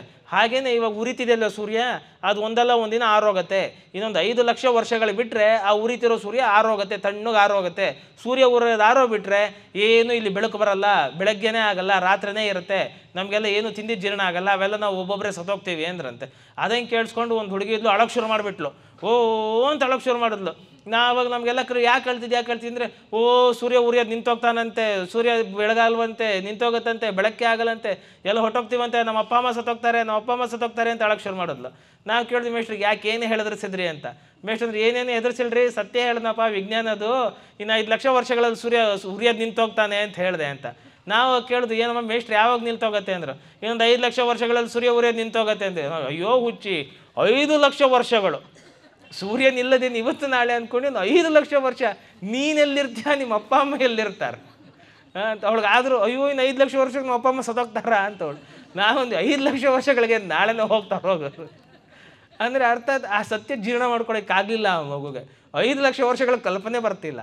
ಅಂದರೆ ಇದು ಸತ್ಯ. ಇದು ಅಂದರೆ ಸಾವು ಅಂತಕ್ಕಂಥದ್ದು ಎಲ್ರಿಗೂ ದುಃಖ ತರುತ್ತೆ, ಅಯ್ಯೋ ಭಾಳ ಭಯ ಅನಿಸುತ್ತೆ. ಆದರೆ ಶಂಕರರು ಉಪದೇಶ ಕೊಟ್ಟರು, ನಮ್ಮ ಆತ್ಮ ಸಾಯೋದಿಲ್ಲ, ಅದು ಸನಾತನ. ಆತ್ಮಕ್ಕೆ ಮತ್ತೊಂದು ಹೆಸರೇನು? ಸನಾತನ ಅಂತ ಆತ್ಮಕ್ಕೆ ಹೆಸರು. ನಾವು ಇದೆಲ್ಲ ಚೆನ್ನಾಗಿ ನೆನ್ಪಿಟ್ಕೊಳ್ಬೇಕು. ಇಲ್ಲ ಸಮಾಜದಲ್ಲಿ ನಮ್ಗೆ ಈ ಪದಗಳಿಗೆ ಅರ್ಥ ತಪ್ಪು ವ್ಯಾಖ್ಯಾನ ಮಾಡಿ ನಮಗೆ ದಿಕ್ಕು ತಪ್ಪಿಸ್ಬಿಡ್ತಾರೆ. ಸಮಾಜದಲ್ಲಿ ಇದೇ ದೊಡ್ಡ ಗಲಾಟೆ ಇದೆ ಹೇಳುತ್ತೆ. ಮೊನ್ನೆ ಯಾರೋ ಕೇಳಿದೀವಲ್ಲ, ಅದು ಯಾರೋ ಅಂದ್ರಲ್ಲ, ಸನಾತನ ಧರ್ಮವನ್ನು ನಾಶ ಮಾಡ್ತೀವಿ ಅಂತ. ದೊಡ್ಡ ಏನು ಪೆದ್ದು ವ್ಯಾಖ್ಯೆ? ಸನಾತನ ಅಂದ್ರೇನು? ಆತ್ಮ. ನೀವೇ ಸನಾತನ, ನಾವೇ ಸನಾತನ. ಸನಾತನ ಧರ್ಮ ನಾಶ ಮಾಡ್ತೀನಿ ಅಂದರೆ ಏನರ್ಥ? ನನ್ನನ್ನು ನಾಶ ಮಾಡ್ಕೊಳ್ತೀನಿ ಅಂತ. ಆತ್ಮ ನಾಶ ಮಾಡ್ತೀನಿ ಅಂತ. ಅದು ಪೆದತನ ಅಲ್ವಾ? ಇಲ್ಲಿ ಎಷ್ಟೋ ಕಡೆ ಗಲಾಟೆ ಆಗುತ್ತೆ, ನೀವು ಸನಾತನ ಧರ್ಮದವರು, ನಾನು ಸನಾತನ ಧರ್ಮ ಅಲ್ಲ ಅಂತ. ಅದು ಮೀನಿಂಗ್ಲೆಸ್, ಅದು ಹುಚ್ಚುತನ. ಸನಾತನ ಅಂದ್ರೇ ಆತ್ಮ, ನಿಮ್ಮಲ್ಲೂ ಆತ್ಮ ಇದೆ, ನನ್ನಲ್ಲೂ ಆತ್ಮ ಇದೆ, ಮತ್ತು ಮುಗೀತು, ಅದೇ ಸನಾತನ. ಮತ್ತು ಇನ್ನೂ ಕೆಲವು ಕಡೆ ಧರ್ಮ, ನೀವು ಆ ಧರ್ಮದವರು, ನಾವು ಈ ಧರ್ಮದವರು ಅಂತ. ಈ ಅಪ್ಪ ಇರೋದೇ ಒಂದು ಧರ್ಮ. ಮೊದಲು ಬಂದಿದ್ದೆ ಸನಾತನ ಧರ್ಮ ಅನ್ನೋದು ಅರ್ಥನೇ ಅದು ಭಾಳ ಮುಂಚೆಯಿಂದ ಇತ್ತು. ಅಜೋ ಪುರಾಣೋ ಸನಾತನ ಧರ್ಮ ಇಂಥ ದಿನದಿಂದ ಆರಂಭ ಆಯಿತು ಇಲ್ಲ. ಕ್ರಿಶ್ಚಿಯನ್ ಧರ್ಮ ಆರಂಭ ಆಗಿ ಎಷ್ಟು ಕಾಲ ಆಯಿತು? 2024. ಈ ಥರ ಒಂದೊಂದು ಬೇರೆ ಬೇರೆ ಧರ್ಮ ಅಂತ ಏನು ಕರ್ಕೊಳ್ತಾರೆ, ಕ್ರಿಶ್ಚಿಯನ್ನು, ಮುಸಲ್ಮಾನು, ಬೌದ್ಧ, ಜೈನ, ಅದಕ್ಕೆಲ್ಲ ಡೇಟ್ ಆಫ್ ಬರ್ತ್ ಇದೆ. ಅಂದರೆ ಇಂಥ ದಿನದಿಂದ ಆರಂಭ ಆಯಿತು ಅಂತ. ನಮ್ಮ ಸನಾತನ ಧರ್ಮಕ್ಕೆ ಡೇಟ್ ಆಫ್ ಬರ್ತ್ ಇಲ್ಲ. ಅದಕ್ಕೆ ಅದನ್ನು ಅಜೋ ಅಂತಂದರು. ಅಜೋ ಅಂದರೆ ಇಂಥ ದಿನದಿಂದ ಶುರುವಾಯಿತು ಅಂತ ಇಲ್ಲ, ಅಜ ಅದು. ಹಾಗಾಗಿ ಆತ್ಮನೇ ಸನಾತನ, ಆತ್ಮನೇ ಧರ್ಮ, ಆತ್ಮನೇ ಅದ್ವೈತ ಅಂತ. ಅದರಲ್ಲಿ ಎರಡಿಲ್ಲ ಅಂತ. ಅದನ್ನು ನಾವೆಲ್ಲ ಚೆನ್ನಾಗಿ ಮಂದಟ್ಟು ಮಾಡ್ಕೊಳ್ಬೇಕು. ಹಾಗಾಗಿ ನಾವಿಲ್ಲಿ ಏನು ಇಟ್ಟಿದ್ದೀವಿ? ಅದ್ವೈತ ಧರ್ಮ ಅಂತ. ನೀವು ಈ ಅದ್ವೈತನ ತೆಗೆದು ಬಿಟ್ಟರೆ ಧರ್ಮ ಹೊಟ್ಟೋಯ್ತು ಅಂತ. ನಾನು ಪೂರ್ವಾಶ್ರಮದಲ್ಲಿದ್ದಾಗ ಒಬ್ಬರು RSS ಕಾರ್ಯಕರ್ತರ ಜೊತೆ ಮಾತಾಡ್ತಿದ್ದೆ. ಹೀಗೆ ಆ ಸಂಘದ ಕಾರ್ಯಕರ್ತರ ಜೊತೆ ಮಾತಾಡ್ತಿರುವಾಗ ಅದ್ವೈತದ ಬಗ್ಗೆ ಸ್ವಲ್ಪ ಹೇಳಿದೆ. ಅವಾಗವ್ರಂದರು, ಇಲ್ಲ ನಮ್ಮ ಸಂಘದ ಕಾರ್ಯಕರ್ತರ ನಿಯಮ ಏನು ಗೊತ್ತೇನೋ, ನಾವು ಅದ್ವೈತ ಸಿದ್ಧಾಂತ, ಆ ಸಿದ್ಧಾಂತ, ದ್ವೈತ ಸಿದ್ಧಾಂತ, ಮತ್ತೊಂದು ಸಿದ್ಧಾಂತ ಅಂತ ನಾವು ಮಾತಾಡೋದಿಲ್ಲ, ನಾವು ಸಿದ್ಧಾಂತದ ವಿಚಾರಕ್ಕೆ ಹೋಗೋದಿಲ್ಲ, ನಾವೇನಿದ್ರು ದೇಶ ಧರ್ಮ ಅಂದೆ. ನಾನಂದೆ ಅಲ್ಲಿಗೆ ನೀವು ಯಾಕೆಂದರೆ ಬಿದ್ದೋಯ್ತು ಅಂತ. ಅದ್ವೈತ ಇಲ್ಲ ಅಂತಂದರೆ ಧರ್ಮ ಹೋಯ್ತು. ಅದ್ವೈತವೇ ಧರ್ಮ. ಅದ್ವೈತವನ್ನು ತೆಗೆದುಬಿಟ್ರೆ ಧರ್ಮ ಇಲ್ಲ. ಯಾಕೆಂದರೆ ಧರ್ಮ ಅಂದ್ರೇನು? ಆತ್ಮ. ಆ ಆತ್ಮದಲ್ಲಿ ಎರಡಿಲ್ಲ, ಅದೇ ಅದ್ವೈತ. ಸನಾತನ ಅಂದ್ರೇನು? ಆತ್ಮ. ಸನಾತನ ಅಂದ್ರೇ ಅದ್ವೈತ. ಹಾಗಾಗಿ ಸನಾತನ ಅಂದರೂ ಒಂದೇ, ಧರ್ಮ ಅಂದರೂ ಒಂದೇ, ಅದ್ವೈತ ಅಂದರೂ ಒಂದೇ. ಶಂಕರಾಚಾರ್ಯರು ಮುಂಡಕೋಪನಿಷತ್ ಭಾಷೆಯಲ್ಲಿ ಬಹಳ ಚೆನ್ನಾಗಿ ಹೇಳ್ತಾರೆ. ಅದ್ವೈತ ಅಂದರೆ ಏನು ಅಂದ್ಕೊಂಡಿದ್ದೀರಾ? ಪುಸ್ತಕದಲ್ಲಿರೋ ವಾಕ್ಯಗಳು ಅಂತ ಅಂದ್ಕೊಂಡ್ರೇನು? ಉಪನಿಷತ್ ವಾಕ್ಯಗಳಿಗೆ ಅದ್ವೈತ ಅಂತ ಹೆಸರಲ್ಲ. ಅದ್ವೈತ ಅಂತಂದರೆ ಅಕ್ಷರಗಳ ಗುಂಪಿಗೆ ಅದ್ವೈತ ಅಂತ ಕರೀತಿಲ್ಲ. ಅಕ್ಷರಗಳು ಗುಂಪಲ್ಲಪ್ಪ ಅದ್ವೈತ.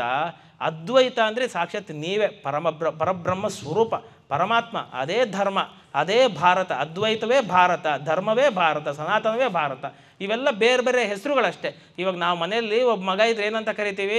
ಕೃಷ್ಣಮೂರ್ತಿ ಅಂತೀವಿ, ಕಿಟ್ಟು ಅಂತೀವಿ, ಪುಟ್ಟು ಅಂತೀವಿ, ಪಾಪು ಅಂತೀವಿ, ಏನೇನೋ 4 ಹೆಸರುಗಳು ಕರಿತೀವಲ್ಲ, ಇರೋದೇ ಒಬ್ಬ. ಹಾಗೇನೆ ಪರ್ಯಾಯ ಪದಗಳಷ್ಟೇ ಇವು. ಭಾರತ ಅಂದ್ರೂ ಅರ್ಥ ಜ್ಞಾನ ಅಂತ. ಜ್ಞಾನ ಅಂದ್ರೇ ಆತ್ಮಜ್ಞಾನ, ಅದೇ ಪರಮಾತ್ಮ, ಅದೇ ಸನಾತನ, ಅದೇ ಧರ್ಮ, ಅದೇ ಅದ್ವೈತ ಅಂತ. ಹಾಗಾಗಿ ನಾವು RSS ಕಾರ್ಯಕರ್ತರಿಗೆ ಹೇಳಿದ್ವಿ, ಅದ್ವೈತ ಅಂದರೆ ಏನು? ಯಾವುದೋ ಒಂದು ಸಿದ್ಧಾಂತ. ಎಷ್ಟು ಸಂಕುಚಿತವಾಗಿ ಅರ್ಥ ಮಾಡ್ಕೊಂಡ್ಬಿಟ್ಟಿದ್ದೀವಿ ನಾವು ಅಂದರೆ, ಅದ್ವೈತ ಅಂದರೆ ಯಾರೋ 3 ಎಳೆ 6 ಎಳೆ ಹಾಕೊಂಡಿರ್ತೀವಲ್ಲ ಜನವಾರ, ಅವ್ರಿಗೆ ಮಾತ್ರ ಸೀಮಿತ ಅಲ್ವೇ ಅಲ್ಲ. ಅದ್ವೈತ ಅಂದರೆ ಅದ್ವೈತದಲ್ಲಿ ಎಷ್ಟು ಚೆನ್ನಾಗಿದೆ ಅಂದರೆ, ನಾನು ಹೈಸ್ಕೂಲಲ್ಲಿರುವಾಗ ಮೊದಲು ಅದ್ವೈತದ ಪುಸ್ತಕ ಓದಿದೆ. ಅದ್ವೈತದ ಪುಸ್ತಕ ತೆಗೆದು ಮೊದಲನೇ ಪುಟದ ವಾಕ್ಯ ತೆಗೆದೆ. ಅವಾಗ ಯಾವುದೋ ಒಂದು ಪುಸ್ತಕ ತೆಗೆದಾಗ ಅದರಲ್ಲಿತ್ತು, ಅದ್ವೈತದಲ್ಲಿ ಅಧಿಕಾರಿ ಅಂತ ಒಂದು ಶಬ್ದ ಬರುತ್ತೆ. ಈ ಅದ್ವೈತ ಸಿದ್ಧಾಂತವನ್ನು ಯಾರ್ಯಾರು ಓದ್ಬೋದು ಅಂದರೆ, ಕೆಲವು ಅಧಿಕಾರಿಗಳಿದ್ದಾರೆ, ಅವ್ರು ಮಾತ್ರ ಓದ್ಬೋದು. ಅಧಿಕಾರಿ ಅಂದರೆ ಯೋಗ್ಯತೆ. ಅದ್ವೈತ ಸಿದ್ಧಾಂತವನ್ನು ಯಾರ್ಯಾರಪ್ಪ ಓದ್ಬೋದು ಅಂದರೆ, ಕೆಲವೊಂದಿಷ್ಟು ಯೋಗ್ಯತೆಗಳಿದೆ, ಆ ಯೋಗ್ಯತೆ ಇದ್ದವ್ರು ಓದ್ಬೋದು ಅಂತ. ನಾನು ಆ 2 ವಾಕ್ಯಗಳು ಓದ್ಬಿಟ್ಟೆ. 2 ವಾಕ್ಯಗಳು ಓದಿ ತಪ್ಪು ತಿಳ್ಕೊಂಡೆ. ಏನಪ್ಪ ಇದು? ಅದ್ವೈತ ಸಿದ್ಧಾಂತ ಯಾರು ಓದಬೇಕು ಅಂದರೆ ಕೆಲವೊಂದು ಯೋಗ್ಯತೆ ಇರಬೇಕು, ಅಧಿಕಾರ ಇರಬೇಕು, ಇಂಥವ್ರು ಮಾತ್ರ ಓದ್ಬೋದು ಅಂತಿದೆಯಲ್ಲ ಅಂತ. ಆಮೇಲೆ 3ನೇ ಸಾಲ ತೆಗೆದೆ, ಅಧಿಕಾರಿಗಳು ಯಾರು, ಯಾರಿಗೆ ಯೋಗ್ಯತೆ ಇದೆ ಅಂದರೆ, ಯಾರ್ಯಾರೆಲ್ಲ ಆತ್ಮ ಇದೆಯೋ ಅವರೆಲ್ಲ ಓದ್ಬೋದು ಅಂತ. ನೋಡಿ ಎಷ್ಟು ವಿಷಾದ ಚಿಂತನೆ. ಯಾರ್ಯಾರೆಲ್ಲ ಆತ್ಮ ಇದೆ? ಇವಾಗ ಯಾರ್ಯಾರೆಲ್ಲ ಆತ್ಮ ಇದೆಯಾ? ಇಲ್ಲ ರೀ, ಎಲ್ಲರೆಲ್ಲ ಆತ್ಮ ಇದೆ ತಾನೆ, ಹಂಗ್ರೆ ಎಲ್ಲರೂ ಓದ್ಬೋದು. ಅದ್ವೈತವನ್ನು ಗಂಡು ಮಕ್ಕಳು ಮಾತ್ರ ಓದಬೇಕು? ಇಲ್ಲ. ಅದ್ವೈತವನ್ನು ಹೆಣ್ಮಕ್ಳು ಮಾತ್ರ ಓದಬೇಕು? ಇಲ್ಲ. ಅದ್ವೈತನ 3 ಎಳೆ ಜನವಾರ 6 ಎಳೆ ಜನವಾರ ಹಾಕೊಂಡವರೇ ಓದಬೇಕು? ಇಲ್ಲ, ನಿಯಮ ಇಲ್ಲ. ಅದ್ವೈತ ಎಲ್ಲರಿಗೂ ಸಂಬಂಧಪಟ್ಟಿದ್ದು. ಅದ್ವೈತ ಅಂದ್ರೇ ವಿಶಾಲ ಅಂತ. ಕೆಲವು ಸಲ ನನಗೆ ಹೇಳ್ತಿರ್ತಾರೆ ಯಾವಾಗಲೂ ಬ್ರಾಹ್ಮಣ ಸಮಾಜದವರು, ನೀವು ಅದ್ವೈತ ಅಂತ ಅಂದ್ಬೇಡ್ರಿ, ಅದ್ವೈತ ಅಂದರೆ ಯಾವುದೋ ಒಂದು ಪಂಗಡವನ್ನು ಗುರುತಿಸ್ದಂಗೆ ಆಗುತ್ತೆ, ಅದ್ವೈತ ಅಂದರೆ ಒಂದು ಸಬ್ ಕ್ಯಾಸ್ಟ್, ಅದೊಂದು ಚಿಕ್ಕ ಪಂಗಡ ಸ್ಮಾರ್ಥ ಅಂತ. ಅಲ್ಲ, ಅದ್ವೈತ ಅಂದ್ರೇ ವಿಶಾಲ. ಇಲ್ಲಿ ಜಾತಿ ಪ್ರಶ್ನೆನೇ ಇಲ್ಲ. ಈಗ ವರ್ಣಾಶ್ರಮ ಯಾತಿಕಪ್ಪ ಇರೋದು? ವರ್ಣಾಶ್ರಮ ಇರೋದು ಕರ್ಮಾನುಷ್ಠಾನಗಳಿಗೆ. ವರ್ಣಾಶ್ರಮ ಇರೋದು, ಇವಾಗೊಂದು ಯಜ್ಞ ಮಾಡಬೇಕು, ಇಂಥ ವರ್ಣದವ್ರು ಬೇಕು, ಅಂಗಡಿ ಇಡಬೇಕು, ಇಂಥ ವರ್ಣದವ್ರು ಬೇಕು, ವ್ಯಾಪಾರ ಮಾಡಬೇಕು, ಇಂಥ ವರ್ಣದವ್ರು ಬೇಕು. ಅಂದರೆ ಲೋಕದಲ್ಲಿ ಕರ್ಮಾನುಷ್ಠಾನಕ್ಕೆ ವರ್ಣಾಶ್ರಮ. ಇದು ವರ್ಣಾಶ್ರಮವನ್ನು ಮೀರಿದ್ದು ಅದ್ವೈತ. ವರ್ಣಾಶ್ರಮವನ್ನು ಮೀರಿದ್ದು ಪರಮಾತ್ಮ ಸಾಕ್ಷಾತ್ಕಾರ. ಪರಮಾತ್ಮನ ಸಾಕ್ಷಾತ್ಕಾರದಲ್ಲಿ ವರ್ಣಾಶ್ರಮವೇ ಇಲ್ಲ, ಎಲ್ಲರಿಗೂ ಬೇಕಾಗಿರ್ತಕ್ಕಂಥದ್ದು. ಹಾಗಾಗಿ ಅದ್ವೈತ ಅಂತಂದ್ರೇ ಈ ಜಾತಿ ಅಂತ ನಾವೇನು ತಪ್ಪಾಗಿ ಕರಿತೀವಿ ಅದಂತೂ ಇಲ್ಲವೇ ಇಲ್ಲ. ಇನ್ನು ವರ್ಣಾಶ್ರಮಗಳನ್ನು ಮೀರಿದ್ದು. ಹಾಗಾಗಿ ಮೊದಲು ಅದ್ವೈತಿಗಳೆಲ್ಲ ಏನು ಅರ್ಥ ಮಾಡ್ಕೊಳ್ಬೇಕಪ್ಪ ಅಂದರೆ, ಅದ್ವೈತ ಅಂದರೆ ಯಾವುದೋ ಒಂದು ಸಬ್ ಕ್ಯಾಸ್ಟ್ ಅಲ್ವೇ ಅಲ್ಲ, ಯಾವುದೋ ಒಂದು ಪಂಗಡ ಅಲ್ಲ, ಇದು ಜನ್ವಾರಕ್ಕೆ ಸೀಮಿತವಾದದ್ದು ಅಲ್ಲ. ವಿವೇಕಾನಂದರು ಯಾವ ಜನ್ವಾರ ಧರಿಸಿದವರು? ಮಹಾನ್ ದೊಡ್ಡ ಅದ್ವೈತಿಗಳಲ್ವೇನೋ? ಅಥವಾ ಇನ್ಯಾರು ಶಿಶುನಾಳ ಶರೀಫ್ ಏನು ಜನ್ವಾರ ಧರಿಸ್ದೇನೇನೋ? ಮಹಾನ್ ಅದ್ವೈತಿಗಳು. ಅಥವಾ ನಾವು ಭಗವಾನ್ ನಿತ್ಯಾನಂದರು ಅಂತ ಕೇಳ್ತೀವಿ, ಅವ್ರು ಗಣೇಶಪುರಿ ನಿತ್ಯಾನಂದರು ಅಂತ ಮಹಾನ್ ದೊಡ್ಡ ಸಾಧು ಸಂತರು, ಅವ್ರೇನು ಜನವರ ಹಾಕೊಂಡ್ಬಿಟ್ಟಿದ್ರೇನು ಎಷ್ಟು ಜನ ಅವಧೂತರುಗಳು ಬಂದು ಹೋಗಿದ್ದಾರೆ. ಅಂದರೆ ಅರ್ಥಾತ್ ನಾವೆಲ್ಲ ಮೊದಲು ಏನು ಅದ್ವೈತಿಗಳಾದಂತಹ ನಾವು ಏನು ತಿಳ್ಕೊಳ್ಬೇಕು ಅಂತಂದರೆ, ಅದ್ವೈತ ಅಂದರೆ ಒಂದು ಜಾತಿ ಅಲ್ಲ, ಒಂದು ಪಂಗಡ ಅಲ್ಲ. ಅದ್ವೈತ ಅಂದ್ರೇ ವಿಶಾಲ ಚಿಂತನೆ. ಅದ್ವೈತ ಅಂತಂದ್ರೂ ಒಂದೇ, ಭಾರತ ಅಂದ್ರೂ ಒಂದೇ, ಧರ್ಮ ಅಂದ್ರೂ ಒಂದೇ, ಸನಾತನ ಅಂದ್ರೂ ಒಂದೇ. ನಾವು ಅದ್ವೈತ ಅನ್ನೋ ಪದ ತೆಗೆದುಬಿಟ್ರೆ ಸನಾತನ ಧರ್ಮ ಬಿದ್ದೋಯ್ತು, ಸನಾತನ ಧರ್ಮನೇ ತೆಗೆದುಬಿಟ್ವಿ ಅಂತ. ಇಡೀ ಸನಾತನ ಧರ್ಮದ ಸಾರವೇ ಆತ್ಮ ಎರಡಿಲ್ಲ ಅನ್ನೋದು, ಆ ಆತ್ಮತತ್ವ, ಅದನ್ನೇ ಅದ್ವೈತ ಸಿದ್ಧಾಂತ ಹೇಳಿರ್ತಕ್ಕಂಥದ್ದು ಅಂತ ನಾವೆಲ್ಲ ಚೆನ್ನಾಗಿ ಮಂದಟ್ಟು ಮಾಡ್ಕೊಳ್ಬೇಕು. ಇದನ್ನು ನಾವೆಲ್ಲ ಕಡೆ ತತ್ವ ಪ್ರಚಾರ ಮಾಡಬೇಕಾಗಿದೆ. ಯಾಕೆಂದರೆ ಅಷ್ಟು ಸಂಕುಚಿತ ಆಗ್ಬಿಟ್ಟಿದೆ. ಅದೇ ನಾನು ಹೇಳಿದ್ನಲ್ಲ, ಇವಾಗ ನಾವು ಆ ಸಂಘದ ಕಾರ್ಯಕರ್ತರ ಹತ್ರ ಮಾತಾಡ್ತಿದ್ದಾಗ ಅವ್ರು ಹೇಳಿದ್ರು, ನೀವು ನಮ್ಮಲ್ಲಿ ಅದ್ವೈತ ಅಥವಾ ವಿಶಿಷ್ಟಾದ್ವೈತ ಅದ್ವೈತ ಈ ಭಾವನೆಗಳು ತರಬೇಡಿ ಅಂದರು, ಬರೀ ದೇಶ ಧರ್ಮ ಇರಬೇಕು ಅಂತ. ಅವಾಗ ನಾವು ಹೇಳಿದ್ವಿ, ದೇಶ ಧರ್ಮ ಅಂತಿದೆಯಲ್ಲಪ್ಪ ಅದೇ ಅದ್ವೈತ ಅಂತ. ಇನ್ನು ಧರ್ಮ ಅನ್ನೋದು ಬಿಟ್ಬಿಟ್ಟು ಇನ್ನು ಅದ್ವೈತ ಅನ್ನೋದು ಬಿಟ್ಟರೆ ಇನ್ನೆಲ್ಲ ಧರ್ಮ ಉಳಿತು. ಹಾಗಾಗಿ ನಾವು ಇದಕ್ಕೆ ಹೆಸರಿಟ್ಟಿದ್ದೀವಿ ಅದ್ವೈತ ಧರ್ಮ ಅಂತಲೇ ಹೆಸರಿಟ್ಟಿದ್ದೀವಿ. ಅದ್ವೈತವೂ ಒಂದೇ, ಧರ್ಮ ಅಂದರೂ ಒಂದೇ. ಅದಕ್ಕೆ ಅವತ್ತು ಚಿಂತಾಮಣಿ ಸ್ವಾಮಿಗಳು ಹೇಳಿದ್ದು, ಧರ್ಮ ಜಾಗೃತಿ ಅದ್ವೈತ ಮೂಲಕ ಮಾಡ್ತೀವಿ ನಾವು ಅಂಥೇಳಿ ಚಿಂತಾಮಣಿ ಮಠ ಸ್ಥಾಪನೆ ಮಾಡಿದ್ದು ಅಂತ. ಈ ಧರ್ಮ ಸ್ಥಾಪನೆ ಅದ್ವೈತದ ಮೂಲಕನೇ ಯಾಕಾಗಬೇಕು? ಅದ್ವೈತದ್ದೇ ಯಾಕಾಗಬೇಕು? ಅದ್ವೈತ ಸಿದ್ಧಾಂತನೇ ಯಾಕಾಗಬೇಕು? ಮೊದಲು ನಾವು ನೆನ್ಪಿಟ್ಕೊಳ್ಬೇಕು, ಅದ್ವೈತ ಸಿದ್ಧಾಂತ ಅಷ್ಟೇ ಅಲ್ಲ ಅಂತ. ಒಂದು ಸಲ ಶೃಂಗೇರಿ ಜಗದ್ಗುರು ಭಾರತೀ ತೀರ್ಥ ಹತ್ರ ಒಬ್ಬರು ಹೋಗಿ ಒಂದು ಪದ ಹೇಳಿದ್ರಂತೆ, ನಾವು ಅದ್ವೈತ ವೇದಾಂತ ಕಲಿಬೇಕು ಅಂತಿದ್ದೀವಿ ಅಂತ. ಅವಾಗ ಹೇಳಿದ್ರಂತೆ, ತಪ್ಪು ಪದ ಬಳಸ್ತಾ ಇದ್ದೀರಾ ಅಂತ. ಏನು? ಅದ್ವೈತ ವೇದಾಂತ, ಎರಡೆರಡು ಪದ ಯಾಕೆ? ಎರಡು ಒಂದೇ. ಅದ್ವೈತ ಅಂದರೂ ವೇದಾಂತ ಅಂದರೂ ಒಂದೇ. ಹಾಗೆ ಅದ್ವೈತ ಅಂದರೂ ಒಂದೇ, ಸಿದ್ಧಾಂತ ಅಂದರೂ ಒಂದೇ, ಅದ್ವೈತ ಅಂದರೂ ಒಂದೇ, ಧರ್ಮ ಅಂದರೂ ಒಂದೇ ಅಂತ. ಇದನ್ನು ನಾವೆಲ್ಲರಿಗೂ ಚೆನ್ನಾಗಿ ಮನದಟ್ಟು ಮಾಡಬೇಕು ಅಂತ. ಹಾಗಾಗಿ ಅದ್ವೈತದ ಮೂಲಕನೇ ಯಾಕೆ ಮಾಡಬೇಕು ಅಂತಂದರೆ, ಇವತ್ತು ನೋಡಿ ಸಮಾಜದಲ್ಲಿ ಇರ್ತಕ್ಕಂತಹ ಬಹುತೇಕ ಸಮಸ್ಯೆಗಳಿಗೆ ಪರಿಹಾರ ಅದ್ವೈತ. ಈ ಅದ್ವೈತ ಸಿದ್ಧಾಂತವನ್ನು ಅರ್ಥಾತ್ ಅದ್ವೈತ ತತ್ವವನ್ನು ನಾವೆಲ್ಲ ಹಿಡಿಲಿಲ್ಲ ಅಂತಂದರೆ ಸಮಾಜದಲ್ಲಿ ಸಾಕಷ್ಟು ತೊಂದರೆಗಳಿರುತ್ತೆ, ಗಲಭೆಗಳಿರುತ್ತೆ. ಇವಾಗ ನೋಡ್ರಿ, ಸುಮ್ಮನೆ ಗಮನಿಸಿ, ಭಾಳ ಮುಕ್ತವಾಗಿ ಮಾತಾಡೋದಾದರೆ ಸಮಾಜದಲ್ಲಿ ಒಂದು ಗಲಾಟೆ ಇದೆ ಅಲ್ವೇನ್ರಿ? ಈ ಬ್ರಾಹ್ಮಣರು ಅಥವಾ ಅಬ್ರಾಹ್ಮಣರು ಯಾವಾಗಲೂ ಗಲಾಟೆ ಆಗ್ತಿರುತ್ತೆ ಅಲ್ವಾ? ನಮ್ಮನ್ನು ಹಿಂಗೆ ನೋಡ್ತಾರೆ, ಕೀಳಾಗಿ ನೋಡ್ತಾರೆ, ಭೇದ ಭಾವ ನೋಡ್ತಾರೆ, ಹಂಗೆ ಮಾಡ್ತಾನೆ ಇರ್ತಾರೆ ತಾನೆ ಅಲ್ವಾ? ನಡೀತಿದೆ ಅಲ್ವಾ ಇದೆಲ್ಲ? ಬ್ರಾಹ್ಮಣರು ಅಬ್ರಾಹ್ಮಣರ ಜೊತೆ ನಡೀತಾನೆ ಇದೆ. ನೀವೇನಪ್ಪ 4 ವರ್ಣಾಶ್ರಮ ಅಂತ ಮಾಡ್ಕೊಂಡಿದ್ದೀರಾ? ಒಬ್ಬರು ಬ್ರಹ್ಮನ ಮುಖದಿಂದ ಒಂದು ಜಾತಿ ಬಂತು, ಬ್ರಹ್ಮನ ಕೈಯಿಂದ ಒಂದು ಜಾತಿ ಬಂತು, ಬ್ರಹ್ಮನ ಕಾಲಿಂದ ಒಂದು ಜಾತಿ ಬಂತು ಅಂತ. ಆಯ್ತಪ್ಪ, ಅದೇನಾರು ಇರಲಿ ಪುಸ್ತಕದಲ್ಲಿ, ಆದರೆ ಇದೇನು ಹೇಳುತ್ತೆ? ಶಂಕರ ಭಗವತ್ಪಾದಾಚಾರ್ಯರು ಏನು ಹೇಳಿದ್ದಾರೆ? ನಾವೆಲ್ಲ ಪರಮಾತ್ಮ ಸ್ವರೂಪಿಗಳೇ. ಎಂಥ ದೊಡ್ಡ ಸ್ಥಾನ ಕೊಟ್ಟಿದ್ದಾರೆ ನೋಡಿ ಶಂಕರಾಚಾರ್ಯ. ನೀನು ಯಾವುದೇ ವರ್ಣಾಶ್ರಮದಲ್ಲಿ ಹುಟ್ಟಿರು, ನೀನು ಯಾರೇ ಹುಟ್ಟಿರು, ನೀನು ಎಲ್ಲೋ ಸ್ಲಮ್ಮಲ್ಲಿ ಹುಟ್ಟಿರು, ಹಳ್ಳಿಯಲ್ಲಿ ಹುಟ್ಟಿರು, ಹೆಣ್ಣಾಗಿ ಹುಟ್ಟಿರು, ಗಂಡಾಗಿ ಹುಟ್ಟಿರು, ಕುಂಟನೋ ಕುರುಡನೋ ಕುರೂಪಿಯೋ ಏನಾದರೂ ಆಗಿರೋ, ನೀನು ಒಳಗಡೆ ಇರ್ತಕ್ಕಂಥ ಯಾರು? ಪರಮಾತ್ಮ ಅಲ್ವ? ನಮ್ಮ ಬೆಂಗಳೂರಲ್ಲಿ ಒಬ್ಬರು ಸ್ವಾಮಿಗಳಿದ್ರಂತೆ, ಅವ್ರ ಶಿಷ್ಯಂದ್ರೆ ಯಾವಾಗಲೂ ಹೇಳೋರು. ಆ ಸ್ವಾಮಿಗಳು ಅವ್ರ ಶಿಷ್ಯಂದ್ರಿಗೆಲ್ಲ ಯಾವಾಗಲೂ ಹಿಂಗೆ ಕರೆಯೋರಂತೆ, ಏನೋ ವಂಡರ್ಫುಲ್ ಫೇಲೋ ಅಂತಿದ್ರಂತೆ. ಇವ್ರು ನೋಡಿದಾಗಲೇ ಏನೋ ವಂಡರ್ಫುಲ್ ಫೇಲೋ, ವಂಡರ್ಫುಲ್ ಫೇಲೋ ಬರ ಇಲ್ಲಿ, ವಂಡರ್ಫುಲ್ ಫೇಲೋ ಹೋಗು ಅಂತ. ಇವ್ರು ಕೇಳ್ತಿದ್ರಂತೆ, ಗುರುಗಳೇ ನಾನು ನೋಡೋಕೆ ವಿಕಾರವಾಗಿದ್ದೀನಿ, ನಾವೇನು ಬೆಳಗಿಲ್ಲ ಏನಿಲ್ಲ, ಕಪ್ಪಗಿದ್ದೀವಿ, ನಾವೇನು ಆಕಾರ ಸರಿಗಿಲ್ಲ ಏನಿಲ್ಲ, ಇಷ್ಟು ಕೆಟ್ಟದಾಗಿದ್ದೀವಿ, ನಮ್ಮನ್ನು ನೋಡಿದ್ರೆ ನೀವು ವಂಡರ್ಫುಲ್ ಫೇಲೋ, ಬ್ಯೂಟಿಫುಲ್ ಫೇಲೋ ಅಂತ ಕರಿತೀರಲ್ಲ, ಯಾಕೆ ಅಂತ. ಅವ್ರು ಅಂದ್ರಂತೆ, ನಾವೇನು ನಿಮ್ಮ ದೇಹನ ಗುರುತಿಸ್ತೀವಿ ಅಂದ್ಕೊಂಡ್ರೆ ನಿನ್ನೊಳಗೆ ಆತ್ಮ ಇದೆಯಲ್ಲ ಅದೇ ವಂಡರ್ಫುಲ್, ನಿನ್ನೊಳಗೆ ಆತ್ಮ ಇದೆಯಲ್ಲ ಅದೇ ಬ್ಯೂಟಿಫುಲ್ ಅಂತ. ಹಾಗಾಗಿ ಅವನು ಯಾರೇ ಆಗಿರಲಿ, ನೋಡಿ ಎಷ್ಟು ನನಗೆ ಭಾಳ ಎಷ್ಟು ಆನಂದ ಆಗತ್ತೆ ಸಿದ್ಧಾಂತ ಈ ತತ್ವದಲ್ಲಿ ಅಂತಂದರೆ, ಭೇದವೇ ಇಲ್ರಿ. ಶಂಕರಾಚಾರ್ಯರು ಮನೀಷ ಪಂಚಕ ಬರ್ದಾಗ ಕೇಳಿರ್ತೀರ, ಕಾಶಿಯಲ್ಲಿ ಹೋಗ್ತಿದ್ರಂತೆ ಶಂಕರಾಚಾರ್ಯರು ಆ ಗಂಗಾ ನದಿ ತಟದಲ್ಲಿ. ಈ ಗಂಗಾ ನದಿಯಲ್ಲೆಲ್ಲ ಸ್ನಾನ ಮಾಡ್ಕೊಂಡು ಶಿಷ್ಯಂದ್ರ ಜೊತೆಗೆ ದಡ ಹತ್ತುತ್ತಿದ್ರಂತೆ. ಹಿಂಗೆ ದಡ ಹತ್ತಬೇಕಾದ್ರೆ ಮೆಟ್ಲೇರ್ತಿರ್ಬೇಕಾದ್ರೆ ಕತೆ ಕೇಳಿದಿರಲ್ಲ, ಒಬ್ಬ ಚಂಡಾಲ 4 ನಾಯಿಗಳನ್ನ ಹಿಡ್ಕೊಂಡು ಹೆಂಡದ ಬಾಟ್ಲಿ ಇಟ್ಕೊಂಡು ಬಂದ. ಶಂಕರಾಚಾರ್ಯರ ಶಿಷ್ಯಂದ್ರೆ ಏನಂದ್ರು, ಸ್ವಾಮಿಗಳು ಬರ್ತೀಯಾರಪ್ಪ, ಗುರುಗಳು ಬರ್ತೀಯಾರ, ಸ್ವಲ್ಪ ಜಾಗ ಬಿಡು ಅಂತಂದರು. ಇವಾಗ ಸಹಜವಾಗಿ ಹೇಳ್ತಿರಲ್ಲ, ಇವಾಗ ನಾವು ಬರ್ಬೇಕಾರೆಲ್ಲ ಹೇಳ್ತಾರೆ ನಮ್ಮ ಜಾಗ ಬಿಡಿ ಅಂತಾರೆ. ಹಾಗೆ ಆಚಾರ್ಯರು ಸ್ನಾನ ಮಾಡ್ಕೊಂಡು ಬರ್ತೀಯಾರೆ, ಸ್ವಲ್ಪ ಜಾಗ ಬಿಡಪ್ಪ ಅಂತ. ಅವಾಗ ತಕ್ಷಣ ಆ ಚಂಡಾಲ ಕೇಳಿದಂತೆ, ಪಕ್ಕಕ್ಕೆ ಹೋಗು, ಜಾಗ ಬಿಡು ಅಂತಿದೆಯಲ್ಲ, ಏನು ಪಕ್ಕಕ್ಕೆ ಹೋಗ್ಬೇಕು? ನನ್ನ ದೇಹ ಪಕ್ಕಕ್ಕೆ ಹೋಗ್ಬೇಕು, ಆತ್ಮ ಪಕ್ಕಕ್ಕೆ ಹೋಗ್ಬೇಕು ಅನ್ನಂತೆ. ಆಗ ಶಂಕರಾಚಾರ್ಯ ಗೊತ್ತಾಯ್ತು, ಇಷ್ಟು ಮಾತಾಡಿದ ಅಂದರೆ ಬಿಡಪ್ಪ, ಗೊತ್ತಾಯ್ತು ಅವ್ನು ಯಾರೋ ಅಂತ ಗೊತ್ತಾಯಿತು ಅಂತ. ಶಂಕರಾಚಾರ್ಯ ಅವ್ನು ನೋಡಿದ್ರಂತೆ ಆ ಚಂಡಾಲನ. ನೋಡ್ತಿದ್ದಂಗೆ ಆ ಚಂಡಾಲನ ಕಾಲು ನೋಡಿದ್ರಂತೆ. ಕಾಲು ನೋಡ್ಬಿಟ್ಟು ಶಂಕರಾಚಾರ್ಯ ಹೇಳಿದ್ರಂತೆ, ಈ ಪಾದನ ಎಲ್ಲೋ ನೋಡಿದೀನಿ ನಾನು ಅಂದ್ರಂತೆ. ಎಲ್ಲಿ ಅಂತ ಹೇಳಿದ್ರಂತೆ, ಈ ಪಾದನ ನಾನು ಕೈಲಾಸದಲ್ಲಿ ನೋಡಿದ್ದೀನಿ ಅಂದ್ರಂತೆ. ಗೊತ್ತಾಯ್ತು ಯಾರು ಅವನು ಅಂತ. ಸಾಕ್ಷಾತ್ ಕಾಶಿ ವಿಶ್ವನಾಥ ಬಂದ ಅಂತ.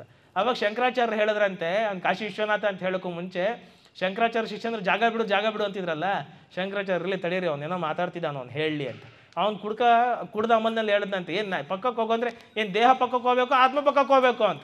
ಅವಾಗ ಶಂಕರಾಚಾರ್ಯರು ಉತ್ತರ ಕೊಟ್ರಂತದ್ದು. ಎಷ್ಟು ಚೆನ್ನಾಗಿ ಉತ್ತರ ಕೊಟ್ಟರು ಅಂದರೆ ನೋಡಿ, ಆ ಬ್ರಹ್ಮಜ್ಞಾನನ ಹೇಳೋನು ಜನವರ ಹಾಕಿದ್ರು ಅಷ್ಟೇ, ಜನವರ ಹಾಕಿಲ್ದೇ ಇದ್ರು ಅಷ್ಟೇ, ಅವ್ನು ಚಂಡಾಲನಾದರೂ ಅಷ್ಟೇ, ನಮಗೆ ಗುರು ಸಮಾನ ಅಂದ್ರದ್ದು.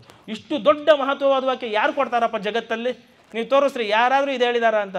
ಬರೀ ಬ್ರಾಹ್ಮಣರು ಜನವರ ಹಾಕ್ದವರು ಅಂತ ಹೇಳ್ರಿ, ಬ್ರಹ್ಮಜ್ಞಾನದ ಬಗ್ಗೆ ಹೇಳೋನು ಅವ್ನು ಯಾರೇ ಆಗಿರಲಿ, ಚಂಡಾಲ ಆದರೂ ಕೂಡ ಅವನು ನನಗೆ ಗುರು ಸಮಾನ ಅಂತ ಹೇಳಿದ್ದಾರೆ ಅಂತಂದರೆ ಎಷ್ಟು ದೊಡ್ಡ ವಾಕ್ಯ ಶಂಕರಾಚಾರ್ಯರು ಕೊಟ್ಟಿದ್ದಾರೆ. ಅಲ್ಲಿಗೆ ಅವರ ಮನಸ್ಸು ಎಷ್ಟು ವಿಶಾಲವಾಗಿತ್ತು ಅಂತ ನಾವೆಲ್ಲ ತಿಳ್ಕೊಳ್ಬೋದಾಗಿದೆ.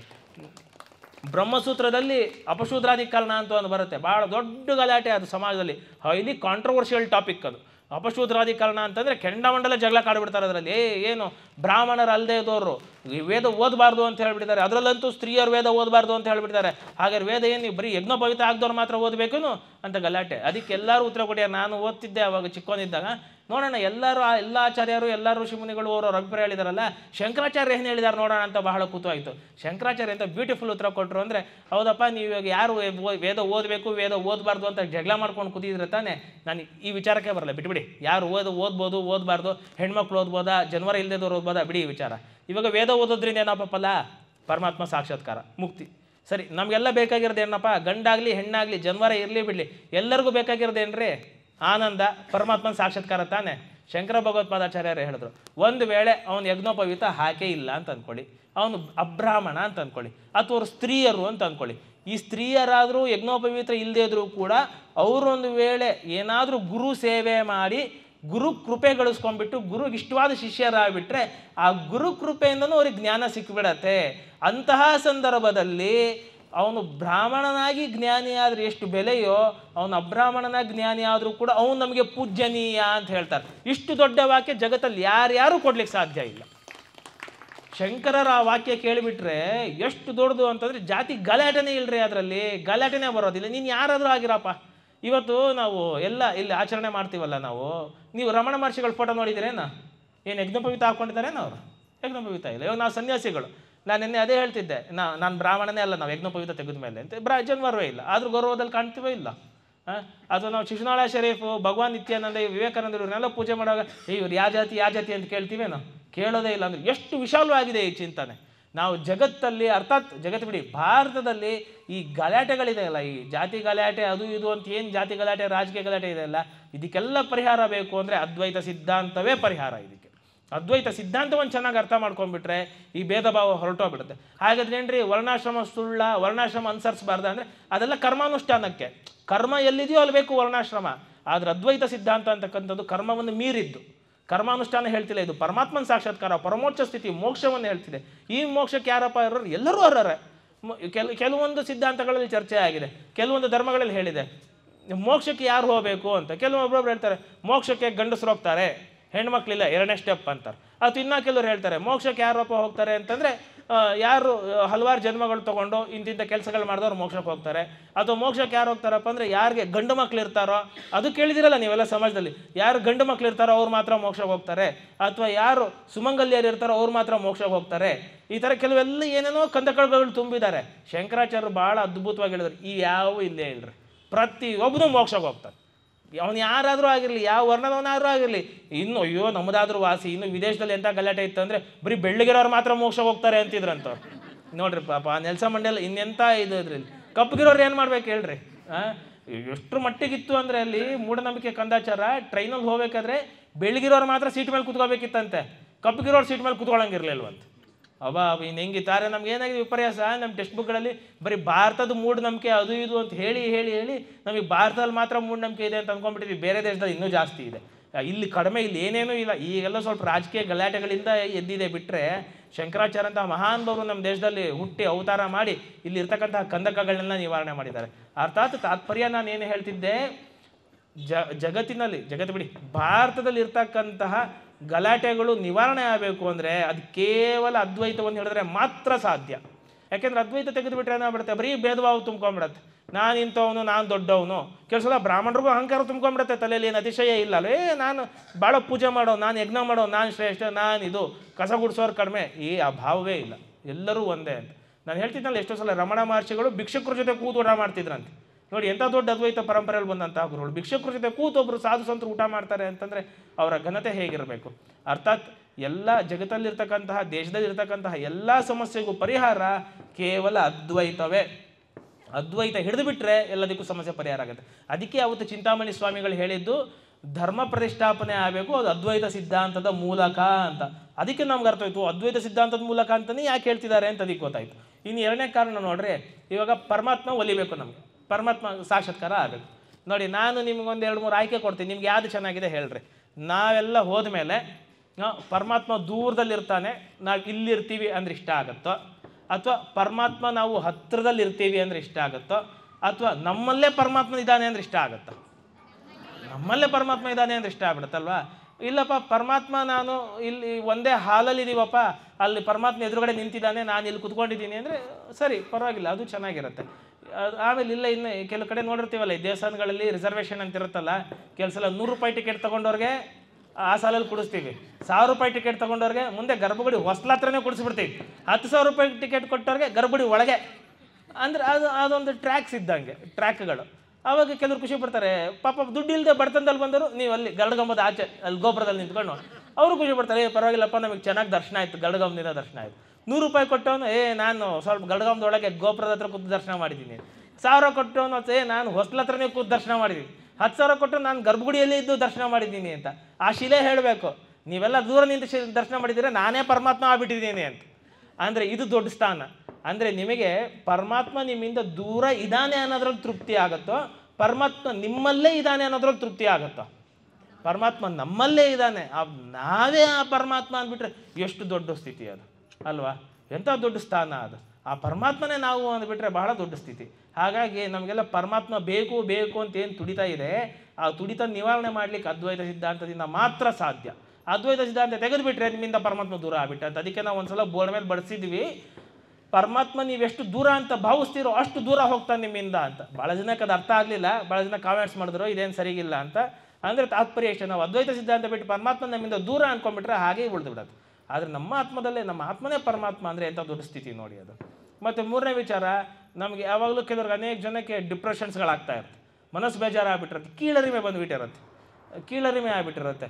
ನನ್ನ ಕೈಲಿ ಏನು ಸಾಧಿಸ್ಲಿಕ್ಕೆ ಆಗ್ತಿಲ್ಲ. ಈಗ ಮೊನ್ನೆ ಹೀಗೆ ನನ್ನ ವಿದ್ಯಾರ್ಥಿ ಒಬ್ಬಳು ಮೆಸೇಜ್ ಮಾಡಿದ್ಲು, ನಾನು ಇತ್ತೀಚೆಗೆ ಭಾಳ ಸೋತು ಅಂತ. ಯಾಕೆಂದರೆ ಒಂದು ಕಂಪ್ನಿಲಿ ಕೆಲಸ ಮಾಡ್ತಿದ್ಲಂತೆ, ಅವಳಿಗೆ ಸತತವಾಗಿ ಒಂದು 6 ತಿಂಗಳಿಂದ ಬೈಕೊಂಡು ಬಂದಿದ್ದಾರಂತೆ. ಅವಳು ಭಾಳ ಚೆನ್ನಾಗಿ ಓದ್ತಿದ್ಲು, ಒಳ್ಳೆ ಪರ್ಸೆಂಟೇಜ್ ತೆಗೆದಿದ್ಲು. ನೀನು ಕೈ ಹಾಕಿದ ಪ್ರಾಜೆಕ್ಟ್ ಎಲ್ಲ ಫೇಲ್ಯೂರ್ ಆಗಿದೆ, ನೀನು ಚೆನ್ನಾಗಿ ಕೆಲಸ ಮಾಡಲ್ಲ, ನೀನು ಕೈ ಹಾಕಿದೆ ಅಂದರೆ ಆ ಪ್ರಾಜೆಕ್ಟ್ ಹೋಯಿತು ಅಂತ. ಪಾಪ ಅವಳು ಹಣೆ ಬರ ಹಂಗೆ ಆಗಿದೆ. 2-3 ಪ್ರಾಜೆಕ್ಟಿಗೆ ಅವಳೇನೋ ಪ್ರಾಜೆಕ್ಟ್ ಲೀಡರ್ ಆಗಿಲ್ಲ ಅಂತ 2-3 ಪ್ರಾಜೆಕ್ಟು ಫ್ಲಾಪ್ ಆಗೋಯ್ತಂತೆ, ಫೇಲ್ಯೂರ್ ಆಗೋಯ್ತಂತೆ. ಅದಕ್ಕೆ ಒಳಗೆ ಏನು ಮನಸ್ಥಿತಿ ಬಂದುಬಿಡ್ತು, ನಾನು ಕೈ ಹಾಕಿದ್ದೆಲ್ಲ ಹೋಯಿತು ಅಂತ ಅಂದ್ಕೊಂಡು ಅವಳು ಹಂಗೆ ಅಂದ್ಕೊಂಡ್ಬಿಟ್ಲು, ನಾನು ಅದೃಷ್ಟ ಸರಿಗಿಲ್ಲ, ನಾನು ನತದೃಷ್ಟೆ, ನಾನು ಕೈ ಹಾಕಿದ್ದೆಲ್ಲ ಹೋಗುತ್ತೆ. ಇದೇ ಕೀಳರಿಮೆ ಬಂದುಬಿಡ್ತು, ಡಿಪ್ರೆಷನ್ ಆಯಿತು. ಆವಾಗ ನಾನು ಹೇಳಿದೆ, ಅಯ್ಯೋ ಹುಚ್ಚಿ, ನೀನು ಹಾಕಿದ ಪ್ರಾಜೆಕ್ಟ್ ಫೇಲ್ಯೂರ್ ಆಗಿರ್ಬೋದು, ನೀನು ಹೊರಗಡೆ ನತದೃಷ್ಟಿ ಅಂತ ಕಾಣ್ಬೋದು, ಆದರೆ ನೀನು ಒಳಗಿದಾನಲ್ಲ ಆತ್ಮ, ಅವ್ನು ಪರಮಾತ್ಮ, ಅವ್ನು ಶುದ್ಧ ಚೈತನ್ಯ ಬ್ರಹ್ಮನ್, ನೀನೇ ಆನಂದ ಸ್ವರೂಪ ಅಂತ. ಆ ತತ್ವ ಹೇಳಿಬಿಟ್ರೆ ಅವಾಗ ಯಾವ ಮಕ್ಕಳು ಡಿಪ್ರೆಷನ್ಗೆ ಹೋಗೋದಿಲ್ಲ. ನಮ್ಮ ಜೀವನದಲ್ಲಿ ಏನಾರು ಆಗ್ಬೋದ್ರಿ, ನಮಗೆ ನಷ್ಟ ಆಗ್ಬೋದು, ಉದ್ಯೋಗ ಹೋಗ್ಬೋದು, ಹಣ ಕಳ್ಕೊಳ್ಬೋದು, ಕಾಯಿಲೆ ಬರ್ಬೋದು, ಏನೇ ಬಂದರೂ ಕೂಡ ನಾವು ಆನಂದವಾಗಿರಲಿಕ್ಕೆ ಅಡ್ಡಿ ಇಲ್ಲ. ನಮಗೆ ಆನಂದ ಹೊರಗಡೆ ವಸ್ತುವಿಂದ ಸಿಗೋದಿಲ್ಲ, ಪೂಜೆ ಮಾಡೋದ್ರಿಂದ ಸಿಗೋದಿಲ್ಲ, ಅಥವಾ ಏನಾದರೂ ದಾನ ಮಾಡೋದ್ರಿಂದ ಇಲ್ಲ, ಯಾವುದರಿಂದನೂ ಸಿಗೋದಿಲ್ಲ. ಒಳಗಡೆ ಆತ್ಮನೇ ಪರಮಾತ್ಮ, ಒಳಗಡೆನೇ ಆನಂದ ಇದೆ ಅಂತ ಹೇಳ್ಕೊಟ್ಟಂಥ ಸಿದ್ಧಾಂತ ಅದ್ವೈತ ಸಿದ್ಧಾಂತ. ಅಂದರೆ ಈ ಅದ್ವೈತ ಸಿದ್ಧಾಂತ ಒಂದು ತಿಳ್ಕೊಂಡ್ಬಿಟ್ರೆ ನಮಗೆ ಜೀವನದಲ್ಲಿ ಸಾಕಷ್ಟು ಸಮಸ್ಯೆಗಳಿಗೆ ಪರಿಹಾರ ಸಿಕ್ಬಿಡುತ್ತೆ. ಜೀವನದಲ್ಲಿ ನಾವು ಶಾಶ್ವತವಾದಂತಹ ಆನಂದವನ್ನು ಪಡೆಯಬಹುದು. ಶಾಶ್ವತವಾದಂತಹ ಆನಂದ ಬದುಕಿದ್ದಾಗಲೇ ಪಡೆಯಬಹುದು. ಮತ್ತೊಂದು ನೋಡ್ರಿ, ನಿಮಗೆ ಅದ್ವೈತ ಸಿದ್ಧಾಂತ ಬಿಟ್ಟು ನೀವು ಬೇರೆದನ್ನ ಯಾವ್ದಾದ್ರು ನೀವು ಅವಲೋಕನ ಮಾಡಿ, ಏನು ಹೇಳ್ತೆ ಗೊತ್ತಾ, ನೀವು ಮೋಕ್ಷ ಯಾವಾಗ ಸಿಗುತ್ತೆ ಅಂದರೆ, ಕೆಲವೊಬ್ಬೊಬ್ರು ಹೇಳ್ತಾರೆ 7 ಜನ್ಮಗಳಾದ ಮೇಲೆ ಮೋಕ್ಷ ಅಂತ. ನೋಡಿ, ನಿಮ್ಗೆ ಅದಿಷ್ಟ ಯಾರು ಇಷ್ಟ ಆಗತ್ತೆ ನೀವು ಹೇಳಿ. 7 ಜನ್ಮಗಳಾದ ಮೇಲೆ ಮೋಕ್ಷ ಅಂತ ಒಬ್ರು ಹೇಳ್ತಾರೆ. ಇನ್ನೊಬ್ರು ಏನು ಹೇಳ್ತಾರೆ, ನೀನು ಮರಳಿ ಜನ್ಮಗಳು ಪಡ್ಕೊಳ್ಬೇಕು, ನೀನು ಯಾವ ಜನ್ಮದಲ್ಲಿ ಗಂಡ ಹುಟ್ಟುತ್ತೀಯೋ ಅವಾಗ ನಿನಗೆ ಮೋಕ್ಷ ಅಂತ ಕೆಲವ್ರು ಹೇಳ್ತಾರೆ. ನೀನು ಯಾವ ಜನ್ಮದಲ್ಲಿ ಗಂಡ ಹುಡ್ತೀಯೋ ಅವಾಗ ಮೋಕ್ಷ ಅಂತ. ಇನ್ನು ಕೆಲವ್ರು ಏನು ಹೇಳ್ತಾರೆ ಗೊತ್ತಾ, ಇರಲಿ ಬಿಡ್ರಿ, ಅದು ನೀರಷ್ಟು ನೋಡ್ರಿ ಕೇಳ್ರಿ. ಇನ್ನು ಕೆಲವ್ರು ಏನು ಹೇಳ್ತಾರೆ ಅಂದರೆ, ಸತ್ತ ಮೇಲೆ ನಿಮ್ಮ ದೇಹನೆಲ್ಲ ಒಂದು ಬಾಕ್ಸಲ್ಲಾಕಿಡಬೇಕು, ಬಾಕ್ಸಲ್ಲಾಕಿಟ್ಟು ಅಲ್ಲೇನೋ ಹಿಂಗೆ ಒಂದು ಗೋಡೆ ಕಟ್ಟಬೇಕು, ಅಲ್ಲಿಂದ ಯಾವಾಗಲೂ ಒಂದು ಬೆಳಕು ಬರುತ್ತೆ, ಆ ಬೆಳಕು ಬಂದು ನಿಮಗೆ ಪೆಟ್ಟಿಗೆಯಲ್ಲಿ ಬಿದ್ದಾಗ ಮೋಕ್ಷ ಅಂತ ಕೆಲವರು ಹೇಳ್ತಾರೆ. ಹೀಗೆ ಒಬ್ಬೊಬ್ಬರು ಒಂದೊಂದು ಹೇಳ್ತಾರೆ, ಮೋಕ್ಷ ನಿಮ್ಗೆ ಅವಾಗ ಸಿಗುತ್ತೆ, ಇವಾಗ ಸಿಗುತ್ತೆ, ಆಮೇಲೆ ಸಿಗುತ್ತೆ ಅಂತ.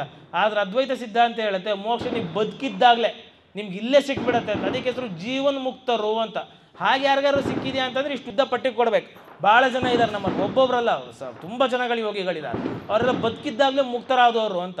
ಅದಕ್ಕೆ ನಾವು ಸನ್ಯಾಸಿಗಳು ಗುರುಗಳು ಯಾರಾದರೂ ಸತ್ತರೆ ಅವ್ರನ್ನ ತಿಥಿ ಅಂತ ಮಾಡೋದಿಲ್ಲ.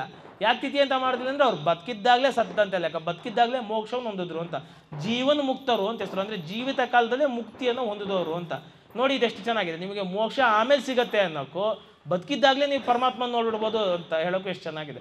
ಸ್ವಾಮಿ ವಿವೇಕಾನಂದರಿಗೆ ದೇವರಿದಾನ ಅಂತ ಒಂದು ಪ್ರಶ್ನೆ ಹುಟ್ಟಿತ್ತಂತೆ. ಅವರೆಲ್ಲರನ್ನೂ ಕೇಳ್ತಾ ಹೋಗ್ತಿದ್ರಂತೆ, ನಾವು ಯಾಕೆ ದೇವ್ರನ್ನ ನಂಬಬೇಕು, ನೀವು ದೇವ್ರನ್ನ ನೋಡಿದ್ದೀರಾ ಅಂತ. ಯಾರನ್ನು ಕೇಳಿದ್ರು ಹೇಳ್ತಿದ್ರಂತೆ, ಇಲ್ಲಪ್ಪ ನಾವು ದೇವ್ರನ್ನ ನೋಡಿಲ್ಲ ಅಂತ ಹೇಳ್ತಿದ್ರಂತೆ. ವಿವೇಕಾನಂದರು ಹೇಳ್ತಿದ್ರಂತೆ, ಮತ್ತೆ ನೀವು ದೇವ್ರನ್ನ ನೋಡಿಲ್ಲ ಅಂದಮೇಲೆ ನನಗೆ ದೇವ್ರ ನಂಬು ಅಂತ ಯಾಕೆ ಹೇಳ್ತೀರಾ, ನೀವೇ ದೇವ್ರನ್ನ ನೋಡಿಲ್ಲ, ಮತ್ತು ನಾನು ಯಾಕೆ ನಂಬಲಿ ಅಂತ. ಹಂಗೆ ಕೇಳ್ತಿದ್ರೆ ಕೆಲವ್ರು ಹೇಳ್ತಿದ್ರಂತೆ, ನಾನು ನೋಡಿದ್ದೀನಿ ದೇವ್ರನ್ನ ಅಂತ. ವಿವೇಕಾನಂದರು ಕೇಳೋರಂತೆ, ಹಾಗಾದ್ರೆ ನೀನು ದೇವ್ರ ನೋಡಿದ್ಯಲ್ಲಪ್ಪ, ನನಗೆ ತೋರಿಸು ದೇವ್ರನ್ನ ಅಂತ. ಆವಾಗ ಅವ್ರು ಹೇಳ್ತಿರಂತೆ, ನಾನು ನೋಡಿದ್ದೀನಿ ಆದರೆ ನಿನಗೆ ತೋರ್ಸೋಕ್ಕಾಗಲ್ಲ ಅಂತ. ಆವಾಗ ಹೇಳ್ರೆ ಮತ್ತೆ ಪ್ರಯೋಜನ ಏನು ಬಂತು, ನೀವು ನೋಡಿಬಿಟ್ಟು ನಮಗೆ ತೋರ್ಸೋಕ್ಕಾಗಿಲ್ಲ ಅಂದರೆ ಪ್ರಯೋಜನ ಏನು, ನೀವು ಸಿಹಿ ತಿಂದು ಚೆನ್ನಾಗಿದೆ ಅಂದರೆ ಪ್ರಯೋಜನ ಆಗುತ್ತೇನೋ, ನಾವು ತಿನ್ನಬೇಕು ಸಿಹಿ ಅಲ್ವಾ, ನಾವು ಸಿಹಿ ತಿಂದಾಗಲೇ ನಮಗೆ ಸಿಹಿ ರುಚಿ ಗೊತ್ತಾಗೋದು. ಇನ್ನೊಬ್ರು ಸಿಹಿ ತಿಂದರೆ ನಮಗೇನು ಗೊತ್ತಾಗುತ್ತೆ, ನಾವು ಬರೀ ನೋಡಿ ಆಸೆ ಪಡ್ಬೋದಷ್ಟೇ. ಆವಾಗ ಹುಡುಗ ನರೇಂದ್ರ ಹೇಳಿದ್ನಂತೆ, ಇನ್ನು ವಿವೇಕಾನಂದ ಅಂತ ಹೆಸರು ಬಂದಿರಲಿಲ್ಲ, ನರೇಂದ್ರ ಹೇಳಿದ್ನಂತೆ, ಇವ್ಯಾವೂ ಪ್ರಯೋಜನ ಇಲ್ಲ, ಅವರೂ ದೇವ್ರನ್ನ ನೋಡಿ ನನಗೂ ದೇವ್ರನ್ನ ತೋರಿಸ್ಬೇಕು, ಅಂಥವ್ರು ಯಾರಾದರೂ ಇದ್ರೆ ತೋರಿಸಿ ಅಂತ. ಆವಾಗ ಹೇಳಿದ್ರಂತ, ಅಂಥವ್ರು ಯಾರು ಇರ್ತಾರಪ್ಪ ಈಗಿನ ಕಾಲದಲ್ಲಿ, ಯಾರ್ಯಾರು ಇಲ್ಲ, ನೋಡಲ್ಲ ಹುಚ್ಚ ಇದ್ದಾನೆ ರಾಮಕೃಷ್ಣ ಪರಮಹಂಸ ಅಂತ, ಅವ್ನಿಗೆ ಹೋಗಿ ಕೇಳು, ಅವನೇನಾದ್ರು ತೋರಿಸ್ಬೋದು ಅಂತ. ಆವಾಗ ಆ ನರೇಂದ್ರ ರಾಮಕೃಷ್ಣ ಪರಮಹಂಸರನ್ನ ಹುಡ್ಕೊಂಡು ಬರ್ತಾನಂತೆ. ರಾಮಕೃಷ್ಣ ಪರಮಹಂಸರನ್ನ ಹುಡ್ಕೊಂಡು ಬಂದಾಗ ರಾಮಕೃಷ್ಣ ಪರಮಹಂಸರನ್ನ ಕೇಳ್ತಾನಂತೆ ಮೊದಲನೇ ಸಲ, ನೀವು ದೇವ್ರನ್ನ ನೋಡಿದ್ದೀರಾ ಅಂತಾನಂತೆ. ರಾಮಕೃಷ್ಣ ಪರಮಹಂಸ ಹೇಳ್ತಾನಂತೆ, ನಾನು ದೇವ್ರನ್ನ ನೋಡಿದ್ದೀನಿ ಅಂತ. ಹೌದಾ ನೋಡಿದ್ದೀರಾ ಅಂತಾನಂತೆ, ಭಾಳ ಚೆನ್ನಾಗಿ ನೋಡಿದ್ದೀನಿ, ನಾನು ನೀವು ನಿನ್ನ ಎಷ್ಟು ಸ್ಪಷ್ಟವಾಗಿ ನೋಡ್ತಿದ್ದೀನೋ ಅದಕ್ಕಿಂತಲೂ ಸ್ಪಷ್ಟವಾಗಿ ನಾನು ದೇವ್ರನ್ನ ನೋಡಿದ್ದೀನಿ ಅಂದ್ರಂತೆ. ನರೇಂದ್ರಂಗೆ ಆಶ್ಚರ್ಯ ಆಗ್ಬಿಡ್ತಂತೆ, ಇಷ್ಟು ಧೈರ್ಯವಾಗಿ ಯಾರು ಉತ್ತರನೇ ಕೊಟ್ಟಿರಲಿಲ್ಲ ಅಂತ. ಅಂದ್ರೆ ನೋಡ್ರಿ, ನಾವು ಕಣ್ಣಿಂದ ಏನು ನೀವು ನಮ್ಮನ್ನು ನೋಡ್ತಿದ್ದೀರಾ, ನಾವು ನಿಮ್ಮನ್ನು ನೋಡ್ತಿದ್ದೀವಿ, ಎಷ್ಟು ಸ್ಪಷ್ಟವಾಗಿ ಕಾಣ್ತಿದೆ ಅಲ್ವಾ, ಇದಕ್ಕಿಂತಲೂ ಸ್ಪಷ್ಟವಾಗಿ ದೇವ್ರನ್ನ ನೋಡಿದಾರಂತವ್ರು. ಹಂಗಾರೆ ಇನ್ನಷ್ಟು ಚೆನ್ನಾಗಿ ನೋಡಿರ್ಬೇಕು ಅಂತ. ನನಗೆ ತೋರಿಸ್ತೀರಾ ಅಂದ್ರಂತೆ. ಅದೇನು ಸುಲಭ, ನಿನಗೂ ತೋರಿಸ್ತೀನಿ ಅಂದ್ರಂತೆ.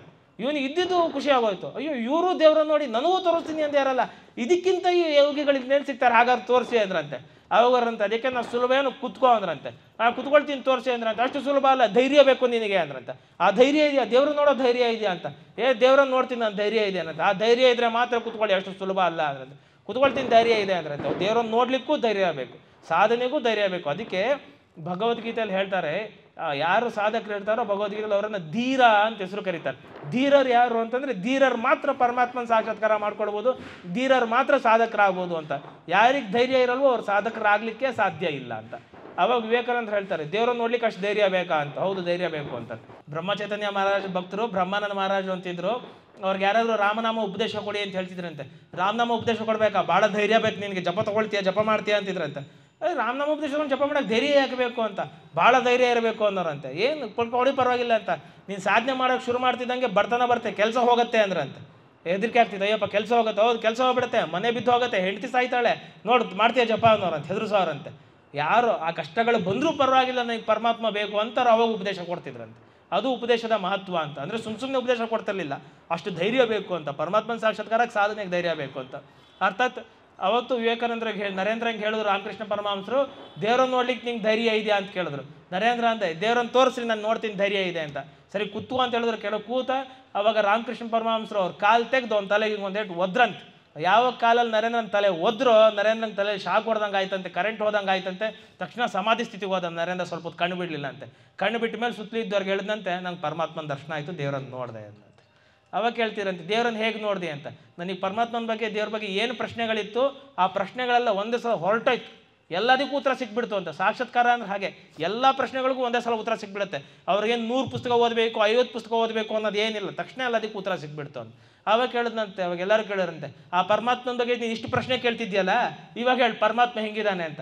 ಅವಾಗ ಅವ್ರದ್ದು ಅದನ್ನು ಹೇಳಲಿಕ್ಕಾಗಲ್ಲ ಅಂತ. ಮತ್ತು ಇವರು ಅದೇ ಪ್ರಶ್ನೆನೇ ಕೇಳ್ತಿದ್ದು, ಮತ್ತು ಅದು ಹೇಳಲಿಕ್ಕಾಗಲ್ಲ ಅಂತ. ಮತ್ತು ಹೆಂಗಿದ್ದಾನೆ ಅಂದರೆ, ಅವ್ನು ಒಳಗೆ ಇದ್ದಾನೆ, ನನಗೆ ಇಷ್ಟು ದಿನ ಗೊತ್ತಾಗಲಿಲ್ಲ, ನಾನೇ ಪರಮಾತ್ಮ ಅನ್ನೋದು ಗೊತ್ತಾಗಲಿಲ್ಲ. ಯಾವಾಗ ಪರಮಹಂಸರು ಹೋದ್ರು, ಪರಮಹಂಸರು ಕೃಪೆ ಆಯ್ತು, ಆ ಒಳಗಿರೋ ಆತ್ಮನೇ ನಾನು ಅಂತ ಗೊತ್ತಾಯಿತು ಅಂತ ವಿವೇಕಾನಂದರು ಹೇಳಿದ್ರಂತೆ. ಅಂದರೆ ಈ ಜ್ಞಾನ ಬಂದಿದ್ದು ಅದ್ವೈತ ಸಿದ್ಧಾಂತ. ವಿವೇಕಾನಂದರು ಅದ್ವೈತ ಸಿದ್ಧಾಂತದವರು. ಇವತ್ತು ವಿವೇಕಾನಂದರು ಎಷ್ಟು ಪ್ರಖ್ಯಾತ ಅಂತ ಕೇಳಿದ್ದೀವಿ ನಾವು. ಯಾಕೆ ಪ್ರಖ್ಯಾತರಾದರು? ವಿವೇಕಾನಂದರು ಅಮೆರಿಕಕ್ಕೆ ಹೋದರು. ಅಮೆರಿಕಕ್ಕೆ ಹೋಗಿ ಭಾಷಣ ಮಾಡಿದ್ರಲ್ಲ, ಅಲ್ಲಿ ಅಮೆರಿಕದಲ್ಲಿ ನಿಮಗೆಲ್ಲ ಗೊತ್ತಿದೆ, ಚಿಕಾಗೋ ಅಲ್ಲಿ ಭಾಷಣ ಮಾಡಬೇಕಾದ್ರೆ ಮೊದಲನೇ ಸಲ ಅವ್ರು ಹೇಳಿದ್ದೇನಂತೆ, my dear brothers and sisters ಅಂದ್ರಂತೆ ಅಲ್ಲಿ ಕೂತಿರೋರಿಗೆಲ್ಲ. ಅದು ಭಾಳ ಜನಕ್ಕೆ ಇಷ್ಟ ಆಗ್ಬಿಡ್ತಂತೆ, ಚಪ್ಪಾಳೆ ಹೊಡೆದ್ರಂತೆ. ಯಾಕಂದರೆ ಅಲ್ಲಿ ತನಕ ಅಮೆರಿಕದಲ್ಲಿ ಆ ಕಲ್ಪನೆ ಇರಲಿಲ್ಲ. ಅಲ್ಲೆಲ್ಲ ಏನಂತ ಭಾಷಣ ಶುರು ಮಾಡ್ತಿದ್ರು, ಲೇಡೀಸ್ ಆ್ಯಂಡ್ ಜೆಂಟ್ಲ್ಮ್ಯಾನ್ಸ್ ಅಂತಿದ್ರು, ಅಥವಾ ಮೈ ಡಿಯರ್ಸ್ ಅಂತಿದ್ರು. ಅಂದರೆ ಅಲ್ಲಿರೋರೆಲ್ಲ ಏನು ಗಂಡು ಹೆಣ್ಣಿದೆ ಅಂತಂದರೆ ಗಂಡ ಹೆಂಡತಿ ಸಂಬಂಧದಲ್ಲೇ ನೋಡ್ತಿದ್ರು, ಅಥವಾ ಲವರ್ಗಳ ಸಂಬಂಧದಲ್ಲೇ ನೋಡ್ತಿದ್ರು, ಹೊರತು ಅಣ್ಣ ತಂಗಿಯರ ಸಂಬಂಧದಲ್ಲಿ ಯಾರೂ ಕರೀತಿರ್ಲಿಲ್ಲ. ಹಾಗಾಗಿ ಅಲ್ಲೆಲ್ಲ ಮೈ ಡಿಯರ್ ಲೇಡೀಸ್ ಆ್ಯಂಡ್ ಜೆಂಟ್ಲ್ಮ್ಯಾನ್ಸ್ ಅಂತ ಶುರು ಮಾಡ್ತಿದ್ರು. ಯಾವಾಗ ವಿವೇಕಾನಂದರು ಬಂದು ಹೇಳಿದ್ರು ಎಲ್ಲ ನನ್ನ ಸಹೋದರರು ಸಹೋದರಿಯರೇ ಅಂತ ಹೇಳಿದ್ರು, ಅಲ್ಲಿ ಇದ್ದವ್ರಿಗೆ ಭಾಳ ಸಂತೋಷ ಆಗೋಯ್ತಂತೆ. ಹೌದಲ್ಲ, ಈ ರೀತಿ ಒಂದು ಸಂಬಂಧದಲ್ಲೂ ನೋಡ್ಬೋದಲ್ಲ ಅಂತ. ಅವು ವಿವೇಕಾನಂದರು ಹೇಳಿದ್ರು, ನಾವೆಲ್ಲೇನು ಬರೀ ಮಿತಿಯಾದ ಮನುಷ್ಯರು ಅಂದ್ಕೊಂಡಿದ್ದೀರೇನೋ, ನಾವೆಲ್ಲ ಕೇವಲ ಮಾನವರು ನರ ಮನುಷ್ಯರು ಅಂತ ಅಂದ್ಕೊಂಡಿದ್ದೀರೇನೋ, ನಾವು ದುರ್ಬಲರು ಅಂತ ಅಂದ್ಕೊಂಡಿದ್ದೀರೇನೋ, ನಾವು ಅಮೃತಸ್ಯ ಪುತ್ರಃ ಅಂತ ಕರಿತಿದ್ರಂತೆ. ನೀವೆಲ್ಲ ಅಮೃತರು, ನೀವು ಸಾಕ್ಷಾತ್ ಪರಮಾತ್ಮ. ನೀವು ಹೆಂಗೆ ಬದುಕಬೇಕು ಅಂದರೆ ವಿವೇಕಾನಂದರು ಹೇಳ್ತಿದ್ರಂತೆ, ಒಬ್ಬೊಬ್ಬರು ಸಿಂಹ ಬದುಕುದಂಗೆ ಬದುಕಬೇಕು ಅಂತ. ನಮಗೆ ಜೀವನದಲ್ಲಿ ಬಡತನ ಇರ್ಬೋದು, ಕಾಯಿಲೆ ಇರ್ಬೋದು, ಆದರೂ ನಾವೆಲ್ಲ ಹೆಂಗೆ ಧೈರ್ಯವಾಗಿ ಬದುಕಬೇಕು ಅಂದರೆ ಒಳಗಡೆ ಇರೋದು ಪರಮಾತ್ಮ. ಅದಕ್ಕೆ ಡಿ ವಿ ಗುಂಡಪ್ಪನವ್ರು ಹೇಳ್ತಿದ್ರು, ಈ ದೇಹನ ಏನಂತ ಕರಿಬೇಕು ಅಂದರೆ ಬ್ರಹ್ಮಪುರಿ ಅನ್ಬೇಕಂತ. ಈ ದೇಹನ ಸುಮ್ಮನೆ ದೇಹ ಅಲ್ಲ, ಇದು ಬ್ರಹ್ಮಪುರಿ. ದಿನ ಯಾಕೆ ಸ್ನಾನ ಮಾಡ್ತೀವಿ ನಾವು ಅಂದರೆ ಒಳಗಡೆ ಬ್ರಹ್ಮನಿದ್ದಾನೆ, ಅದಕ್ಕೆ ಸ್ನಾನ ಮಾಡಿ ಸ್ವಚ್ಛವಾಗಿರ್ತೀನಿ. ಶುದ್ಧವಾದ ಬಟ್ಟೆ ಯಾಕೆ ಹಾಕಬೇಕು? ಯಾರು ಅಂದ್ಕೊಂಡಿದ್ಯಾ? ಒಳಗಡೆ ಪರಮಾತ್ಮ ಇರೋದು, ಶುದ್ಧವಾದ ಬಟ್ಟೆ ಹಾಕಬೇಕು. ಬ್ರಹ್ಮಪುರಿ ಇದು, ಬ್ರಹ್ಮ ಇರ್ತಕ್ಕಂಥ ಊರಿದು. ಹಾಗಾಗಿ ಇದನ್ನು ನಾನು ಪರಮಾತ್ಮನ ದೇಹ ಅಂತ ಕಾಪಾಡ್ಕೊಳ್ಬೇಕು. ಒಬ್ಬೊಬ್ಬರು ಒಳಗಡೆ ಪರಮಾತ್ಮ ಇದ್ದಾನೆ ಅಂತಕ್ಕಂಥ ಸುಪೀರಿಯರ್ ಫೀಲಿಂಗ್. ಸುಪೀರಿಯರ್ ಫೀಲಿಂಗ್ ಅಂದರೆ ಅರ್ಥ ಆಯ್ತಾ? ಉತ್ಕೃಷ್ಟವಾದ ಭಾವನೆ, ಉನ್ನತವಾದ ಭಾವನೆಯಲ್ಲಿ ಬದುಕಬೇಕು ಅಂತ. ಬಡತನ ನಮಗೆ ಜೀವನದಲ್ಲಿ ಬಡತನ ಇರ್ಬೋದು, ಆದರೆ ಆಲೋಚನೆಯಲ್ಲಿ ಬಡತನ ಇರಲ್ಲ. ಜೀವನದಲ್ಲಿ ಕಷ್ಟ ಇರ್ಬೋದು, ಆಲೋಚನೆಯಲ್ಲಿ ಕಷ್ಟ ಇರ್ಕೊಡ್ದು. ಆಲೋಚನೆ ಮಾಡೋದೇ ಅದು ಉನ್ನತವಾದ ಆಲೋಚನೆ ಮಾಡೋಣ. ಯಾಕೆ ಚಿಕ್ಕದಾಗಿ ಆಲೋಚನೆ ಮಾಡಬೇಕು? ನಾನು ಸತೀಶ, ನಾನು ಕುಮಾರ, ನಾನು ಕವಿತಾ, ನಾನು ಲಕ್ಷ್ಮಿ, ನಾನು ಬ್ರಾಹ್ಮಣಳು, ನಾನು ಶೆಟ್ರು, ನನಗೆ ಹಿಂಗೆ ಮದುವೆ ಆಗಿದೆ, ಇಂಥ ಸಣ್ಣ ಪುಟ್ಟದೇ ಯಾಕೆ ಆಲೋಚನೆ ಮಾಡೋಣ? ದೊಡ್ಡದೇ ಆಲೋಚನೆ ಮಾಡೋಣ. ಅದಕ್ಕೆ ನಾವು ಮಕ್ಕಳಿಗೆಲ್ಲ ಹೇಳ್ಕೊಡ್ಬೇಕು. ಮಕ್ಕಳು ಯಾರು ನೀನು ಅಂದರೆ, ಇವಾಗ ಶಂಕರಾಚಾರ್ಯರು ಗೋವಿಂದ ಭಗವತ್ಪಾದ್ರ ದರ್ಶನ ಮಾಡೋಕ್ಕೆ ಹೋದರು. ಗೋವಿಂದ ಭಗವತ್ಪಾದರು ಕೇಳಿದ್ರು, ಯಾರು ನೀನು ಅಂತ ಕೇಳಿದ್ರು. ಶಂಕರಾಚಾರ್ಯರು, I am from Kalady, my father is Shivaguru, I am the son of Aryamba ಅಂತ ಹೇಳಲಿಲ್ಲ. ಶಂಕರಾಚಾರ್ಯರು ಮೊದಲು ಏನು ಹೇಳಿದ್ರು?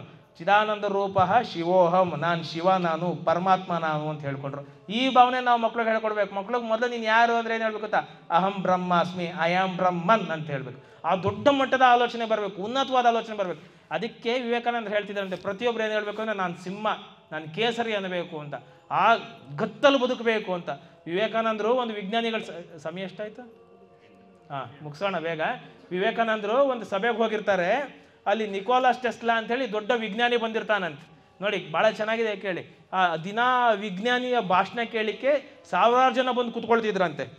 ನಿಕೋಲಾಸ್ ಟೆಸ್ಲಾ ಅನ್ನೋ ವಿಜ್ಞಾನಿಯ ಭಾಷಣ ಕೇಳಲಿಕ್ಕೆ ಸಾವಿರಾರು ಜನ ಬಂದು ಕೂತ್ಕೊಳ್ತಿದ್ರಂತೆ. ಅವತ್ತು ಹಾಗೇನೆ ಸಾವಿರಾರು ಜನ ಬಂದು ಕೂತಿದ್ದಾರೆ. ವಿವೇಕಾನಂದರು ಕೂತಿದ್ದಾರಂತೆ. ಅವತ್ತು ನಿಕೋಲಾಸ್ ಟೆಸ್ಲಾ ಎಲ್ಲ ಭಾಷಣ ಮಾಡಿದ್ನಂತೆ. ಉಪನ್ಯಾಸ ಎಲ್ಲ ಕೊಟ್ಟಾದ್ಮೇಲೆ ವೇದಿಕೆ ಮೇಲೆ ಕೆಳಗಿಳಿದು ಬಂದಂತೆ. ವೇದಿಕೆ ಮೇಲೆ ಕೆಳಗಿಳಿದು ಬಂದ ತಕ್ಷಣ ಎಲ್ಲರೂ ಅಲ್ಲಿ ಕೂತವ್ರು ಎಲ್ಲರೂ ಬಂದು ಆ ವಿಜ್ಞಾನಿಗೆ ಶೇಕ್ ಹ್ಯಾಂಡ್ ಕೊಟ್ಟೆ, ಭಾಳ ಚೆನ್ನಾಗಿ ಮಾತಾಡ್ದೆ ಅಂತ ಹೇಳ್ತಿದ್ರಂತೆ. ಆವಾಗ ಆ ವಿಜ್ಞಾನಿ ಹೇಳಿದಂತೆ, ಹೌದು ದಿನ ಚೆನ್ನಾಗಿ ಮಾತಾಡ್ತಿದ್ದೆ, ಆದರೆ ಇವತ್ತು ಸ್ವಲ್ಪ ಉಪನ್ಯಾಸ ಕೊಡೋಕ್ಕಾಗಲಿಲ್ಲ, ಸ್ವಲ್ಪ ತೊದಲು ಬಿಟ್ಟೆ, ನಾನು ಸ್ವಲ್ಪ ಅಲ್ಲಾಡ್ಬಿಟ್ಟು ಉಪನ್ಯಾಸದಲ್ಲಿ ಅಷ್ಟು ಏಕಾಗ್ರತೆ ಬರಲಿಲ್ಲ ನನಗೆ, ಚಿತ್ತ ಚಾಂಚಲ್ಯ ಆಗ್ಬಿಡ್ತು ನನಗೆ ಅಂದ್ರಂತೆ. ಅವಾಗ ಕೇಳಿದ್ರಂತ ವಿಜ್ಞಾನಿಗೆ, ಯಾಕಂತದ್ದು ಏನು ಡಿಸ್ಟರ್ಬ್ ಆಯ್ತು ನಿನಗೆ, ಏನು ತೊಂದರೆ ಆಯಿತು ಅಂತ. ಇಲ್ಲ, ನಾನು ದಿನ ಉಪನ್ಯಾಸ ಕೊಡ್ಬೇಕಾದ್ರೆ ಮುಂದಿರೋ ಜನ ನೋಡ್ತಾ ಕೂರ್ತಿದ್ದೆ, ಆದರೆ ಇವತ್ತು ಈ ಮುಂದೆ ಸಲಲ್ಲಿ ಯಾರೋ ಒಬ್ಬ ಕಪ್ಪು ಕೂತಿಯಾನಲ್ಲ, ಅಲ್ಲೊಬ್ಬ ಭಾರತೀಯ ಇದ್ದಂಗಿದಾನಲ್ಲ, ಯಾರೋ ಒಬ್ಬ ಕಪ್ಪು ಕೂತಿಯಾನಲ್ಲ, ಅವ್ನು ನೋಡಿ ಸ್ವಲ್ಪ ವಿಚಲಿತ ಆಗಿಬಿಟ್ಟೆ ನಾನು ಅಂದಂತೆ. ಯಾಕೆ ವಿಚಲಿತ ಆದೆ ಅಂದರೆ, ಆ ಪುರುಷ ಅಲ್ಲಿ ಬಂದು ಕೂತಿದ್ದಾನೆ ನೋಡೋಕ್ಕೆ, ಎಷ್ಟು ಧೈರ್ಯ, ಒಳ್ಳೆ ಸಿಂಹ ಕೂತವ್ನು ಕೂತಿದ್ದಾನೆ, ಅವನು ಎಷ್ಟು ಕಾನ್ಫಿಡೆನ್ಸಲ್ಲಿ ಕೂತಿದ್ದಾನೆ. ಅವ್ನು ಕೂತಿರೋ ಭಂಗಿ ನೋಡಿದ್ರೆ ಗೊತ್ತಾಗುತ್ತೆ ಅವ್ನು ನನಗಿಂತ ಜ್ಞಾನಿ ಏನೋ ಥರ ಕೂತಿದ್ದಾನೆ, ಅವ್ನು ಯಾರು ಅಂತ ನನಗೆ ತಲೆಯಲ್ಲಿ ಕಾಡ್ತಿತ್ತಾಗ್ಲಿಂದ ಅಂದ್ರಂತೆ. ಯಾರು ಕೂತಿದ್ರು ಅಂದರೆ ಮುಂದೆ ಸಲ ಸ್ವಾಮಿ ವಿವೇಕಾನಂದರು ಕೂತಿದ್ರಂತೆ.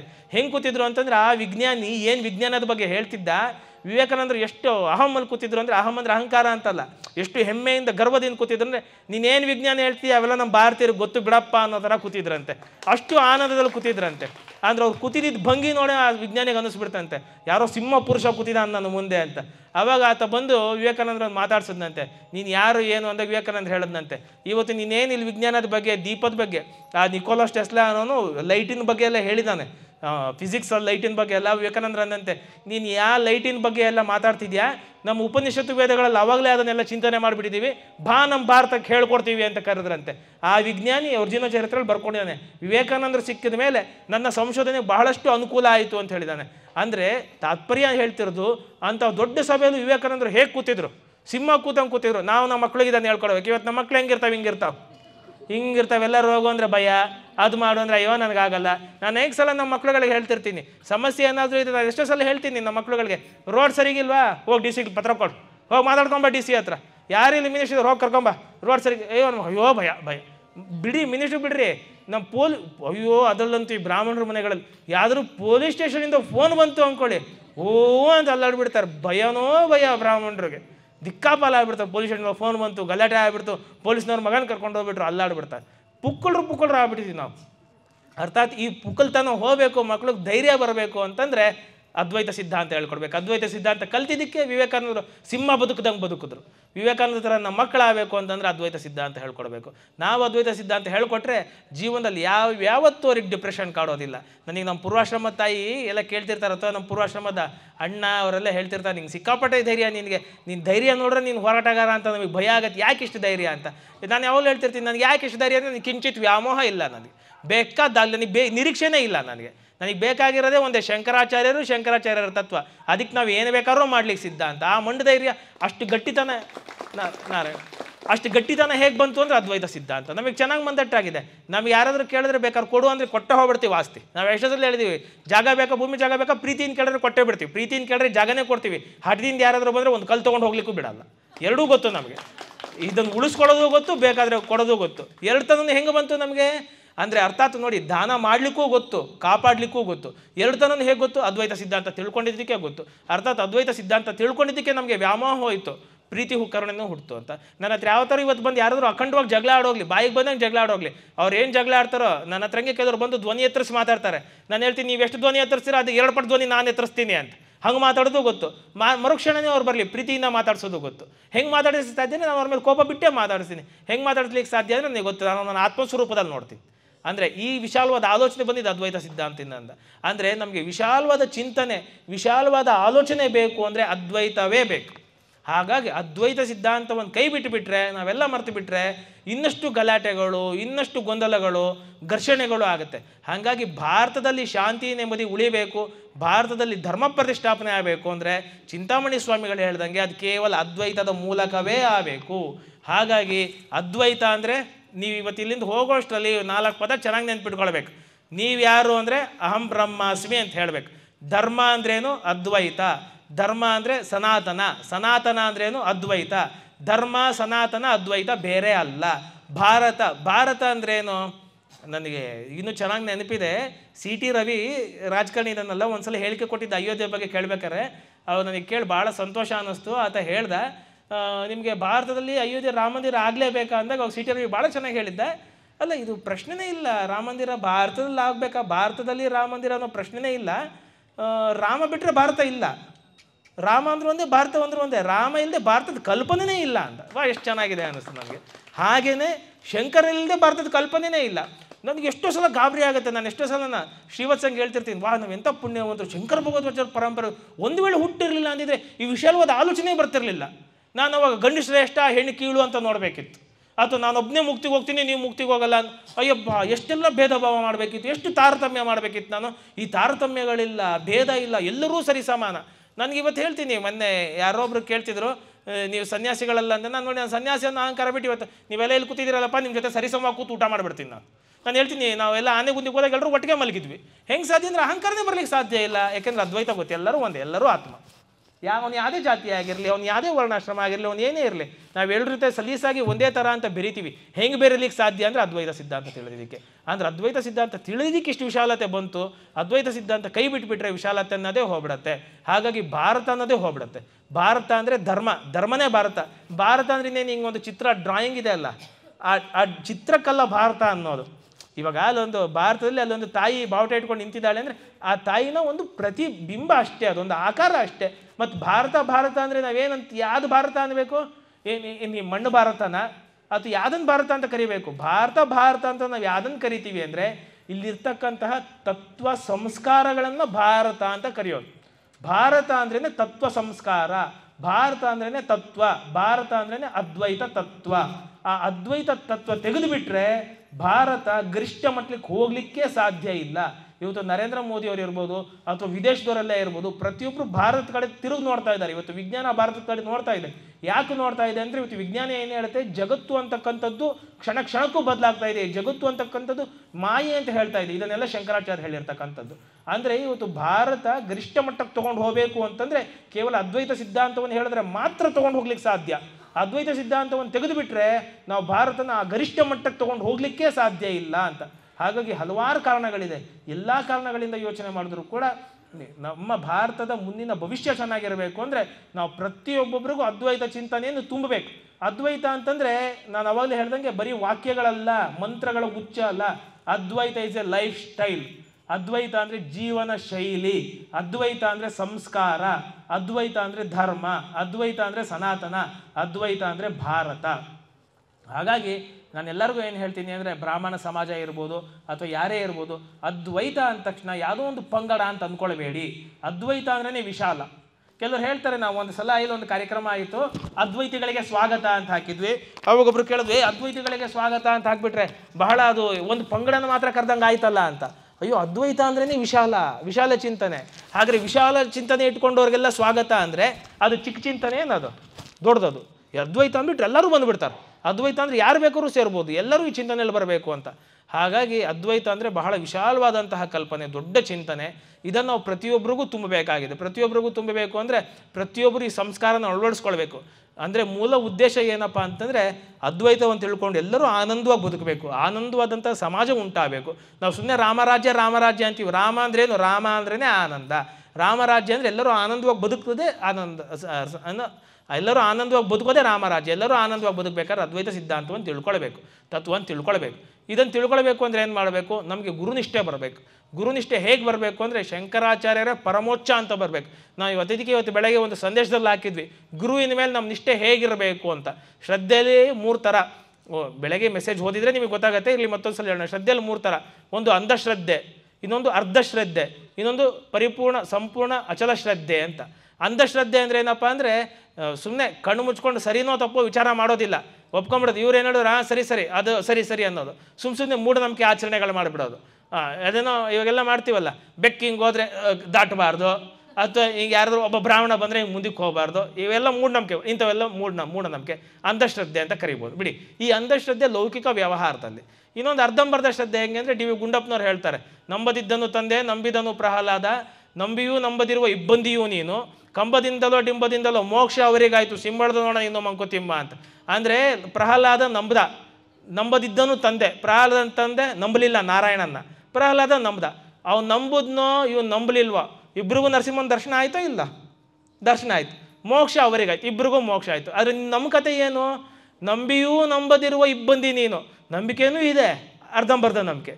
ಇದಾನೋ ಇಲ್ಲೋ ದೇವರಿಲ್ಲ ಅಂದ್ಬಿಟ್ರೆ ಶಾಪ ಗೀಪ ಕೊಟ್ಬಿಟ್ರೆ, ನಮಗೆ ಗುರುಗಳ ವಾಕ್ಯಕ್ಕೆ ಉಲ್ಟಾ ನಡೆದ್ಬಿಟ್ರೆ ಶಾಪ ಗೀಪ ಕೊಟ್ಬಿಟ್ರೆ, ಗುರು ದೊಡ್ಡವರು.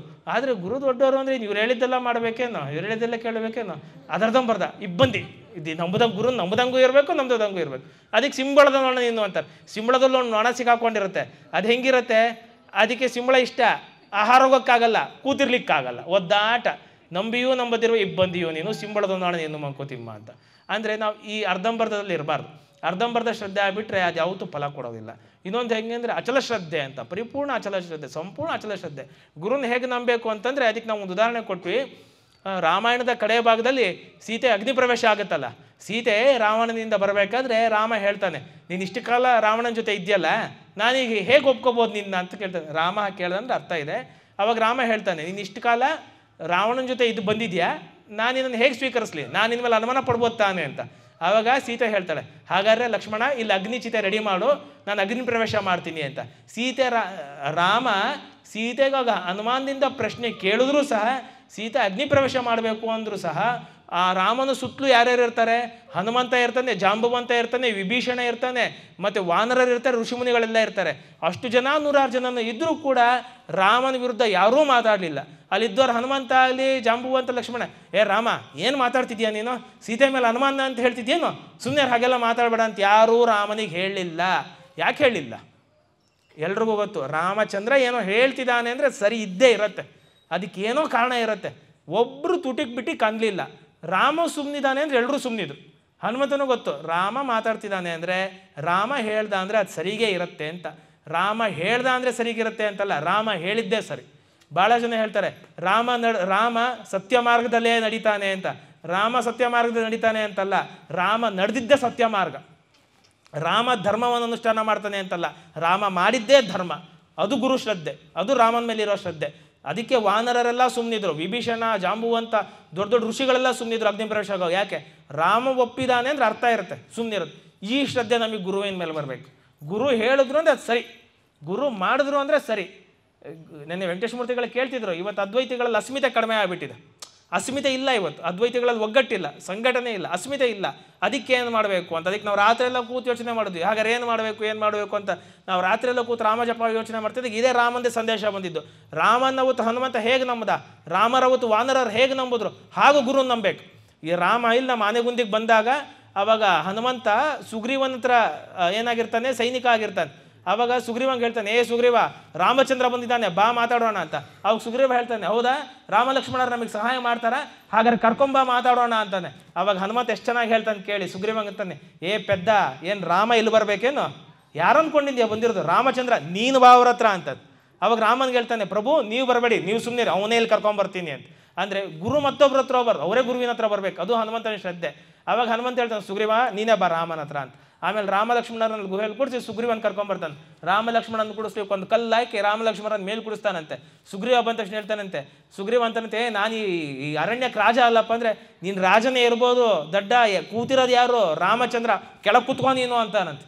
ರಾಮನ ಮೇಲೆ ಕೊಟ್ಟು ಸುಗ್ರೀವನ್, ನೀನು ರಾಜನೇ ಇರ್ಬೋದಪ್ಪ, ನಾನು ನಿನ್ನ ಸೈನಿಕನೇ ಇರ್ಬೋದು, ಆದರೆ ರಾಮನ ಮುಂದಲ್ಲ, ರಾಮನ ಮುಂದೆ ನೀನು ರಾಜನೂ ಅಲ್ಲ ಸೈನಿಕನೂ ಅಲ್ಲ, ಕುತ್ಕೋ ಕೆಳಗೆ ಅಂತಾನಂತೆ. ಅಂದರೆ ಹನುಮಂತನಿಗೆ ರಾಮನ ಮೇಲೆ ನೋಡಿ ಎಷ್ಟು ಶ್ರದ್ಧೆ ಇತ್ತು. ಹನುಮಂತ ರಾಮನ ನೋಡಿ ಎಷ್ಟು ಕಾಲ ಆಗಿತ್ತು. ಇವಾಗ ನಿನ್ನೆ ಮಾತಾಡ್ತಿದ್ದಾಗ ನಾವು ಅದೇ ಅಂದ್ವಿ, ಇವಾಗ ನಾವೆಲ್ಲ ಜಾಗೃತವಾಗಿ ಶುರು ಮಾಡಿದ್ದೀವಿ, ಇನ್ನು ಎಷ್ಟು ವರ್ಷಗಳು ಬೇಕೋ ಏನೋ ಅಂತ. ಹನುಮಂತ ರಾಮನ ಎಷ್ಟು ಕಾಲ ನೋಡ್ದ, ಅರ್ಧ ಗಂಟೆ ನೋಡಿದ್ದಲ್ಲ, ವಾಹ್ ಗೊತ್ತಾಗೋಯ್ತು ರಾಮ ನನ್ನ ಗುರು ಅಂತ ಒಪ್ಪುಬಿಟ್ಟ. ಹಾಗೆ ಅದ್ವೈತಿಗಳಲ್ಲಿ ಅಸ್ಮಿತೆ ಮೂಡಬೇಕು ಅಂದರೆ ಅದ್ವೈತಿಗಳಿಗೆ ಗುರುವಿನ ಮೇಲೆ, ಶಂಕರ ಭಗವತ್ಪಾದಾಚಾರ್ಯ ಮೇಲೆ ಎಷ್ಟು ಮಟ್ಟಿಗೆ ನಂಬಿಕೆ ಇರಬೇಕು, ಶ್ರದ್ಧೆ ಇರಬೇಕು ಅಂದರೆ, ಶಂಕರರು ಹೇಳಿರೋ ತತ್ವ ಸರಿ, ಅವ್ರು ಹೇಳಿದ್ದೇ ತತ್ವ. ಕೆಲವ್ರು ಕೇಳ್ತಿರ್ತಾರೆ, ಗುರುಗಳೇ ನಮ್ಗೆ ಅದ್ವೈತದ ಮೇಲೆ ಯಾರು ಟೀಕೆ ಮಾಡಿದ್ರೆ ಏನು ಉತ್ತರ ಕೊಡಬೇಕು ಗೊತ್ತಿಲ್ಲ ಅಂತ. ಗೊತ್ತಿರಬೇಕಾಗಿಲ್ರಿ, ಅದ್ರ ಮೇಲೆ ಅಚಲವಾದ ನಂಬಿಕೆ ಇದ್ರೆ, ನಮ್ಮ ಗುರುಗಳು ಹೇಳಿದಾರಪ್ಪ ಅಹಂ ಬ್ರಹ್ಮಾಸ್ಮಿ, ಸರಿ, ನೀನು ಬ್ರಹ್ಮನ್ನ ನೀನು ನಿರೂಪಣೆ ಮಾಡು, ನಂಗೆ ಅದು ಬರುತ್ತೋ ಬಿಡುತ್ತೋ, ನಮ್ಮ ಗುರು ಹೇಳಿದಾರೆ ಅಹಂ ಬ್ರಹ್ಮಾಸ್ಮಿ, ಬ್ರಹ್ಮನೇ. ನಮ್ಮ ಗುರು ಹೇಳಿದಾರೆ ತತ್ವಮಸಿ, ತತ್ವಮಸಿನೇ. ನಿಮ್ಮ ಗುರು ಜಗತ್ ಮಾಯೆ ಅಂತಿದ್ದಾರೆ, ಮಾಯೇನೆ. ಅಷ್ಟು ಅಚಲವಾದ ವಿಶ್ವಾಸ ಇರಬೇಕು. ಹಾಗಾದ್ರೆ ಅದು ಮೂಢನಂಬಿಕೆ ಆಗಲ್ವಾ, ಅಂಧಶ್ರದ್ಧೆ ಆಗಲ್ವಾ ಅಂದ್ರೆ ಆಗೋದಿಲ್ಲ. ಈ ಮೂಢನಂಬಿಕೆ ಅಂಧಶ್ರದ್ಧೆ ಅನ್ನೋದು ಲೌಕಿಕ ವ್ಯವಹಾರದಲ್ಲಿ ಬರೋದಷ್ಟೇ.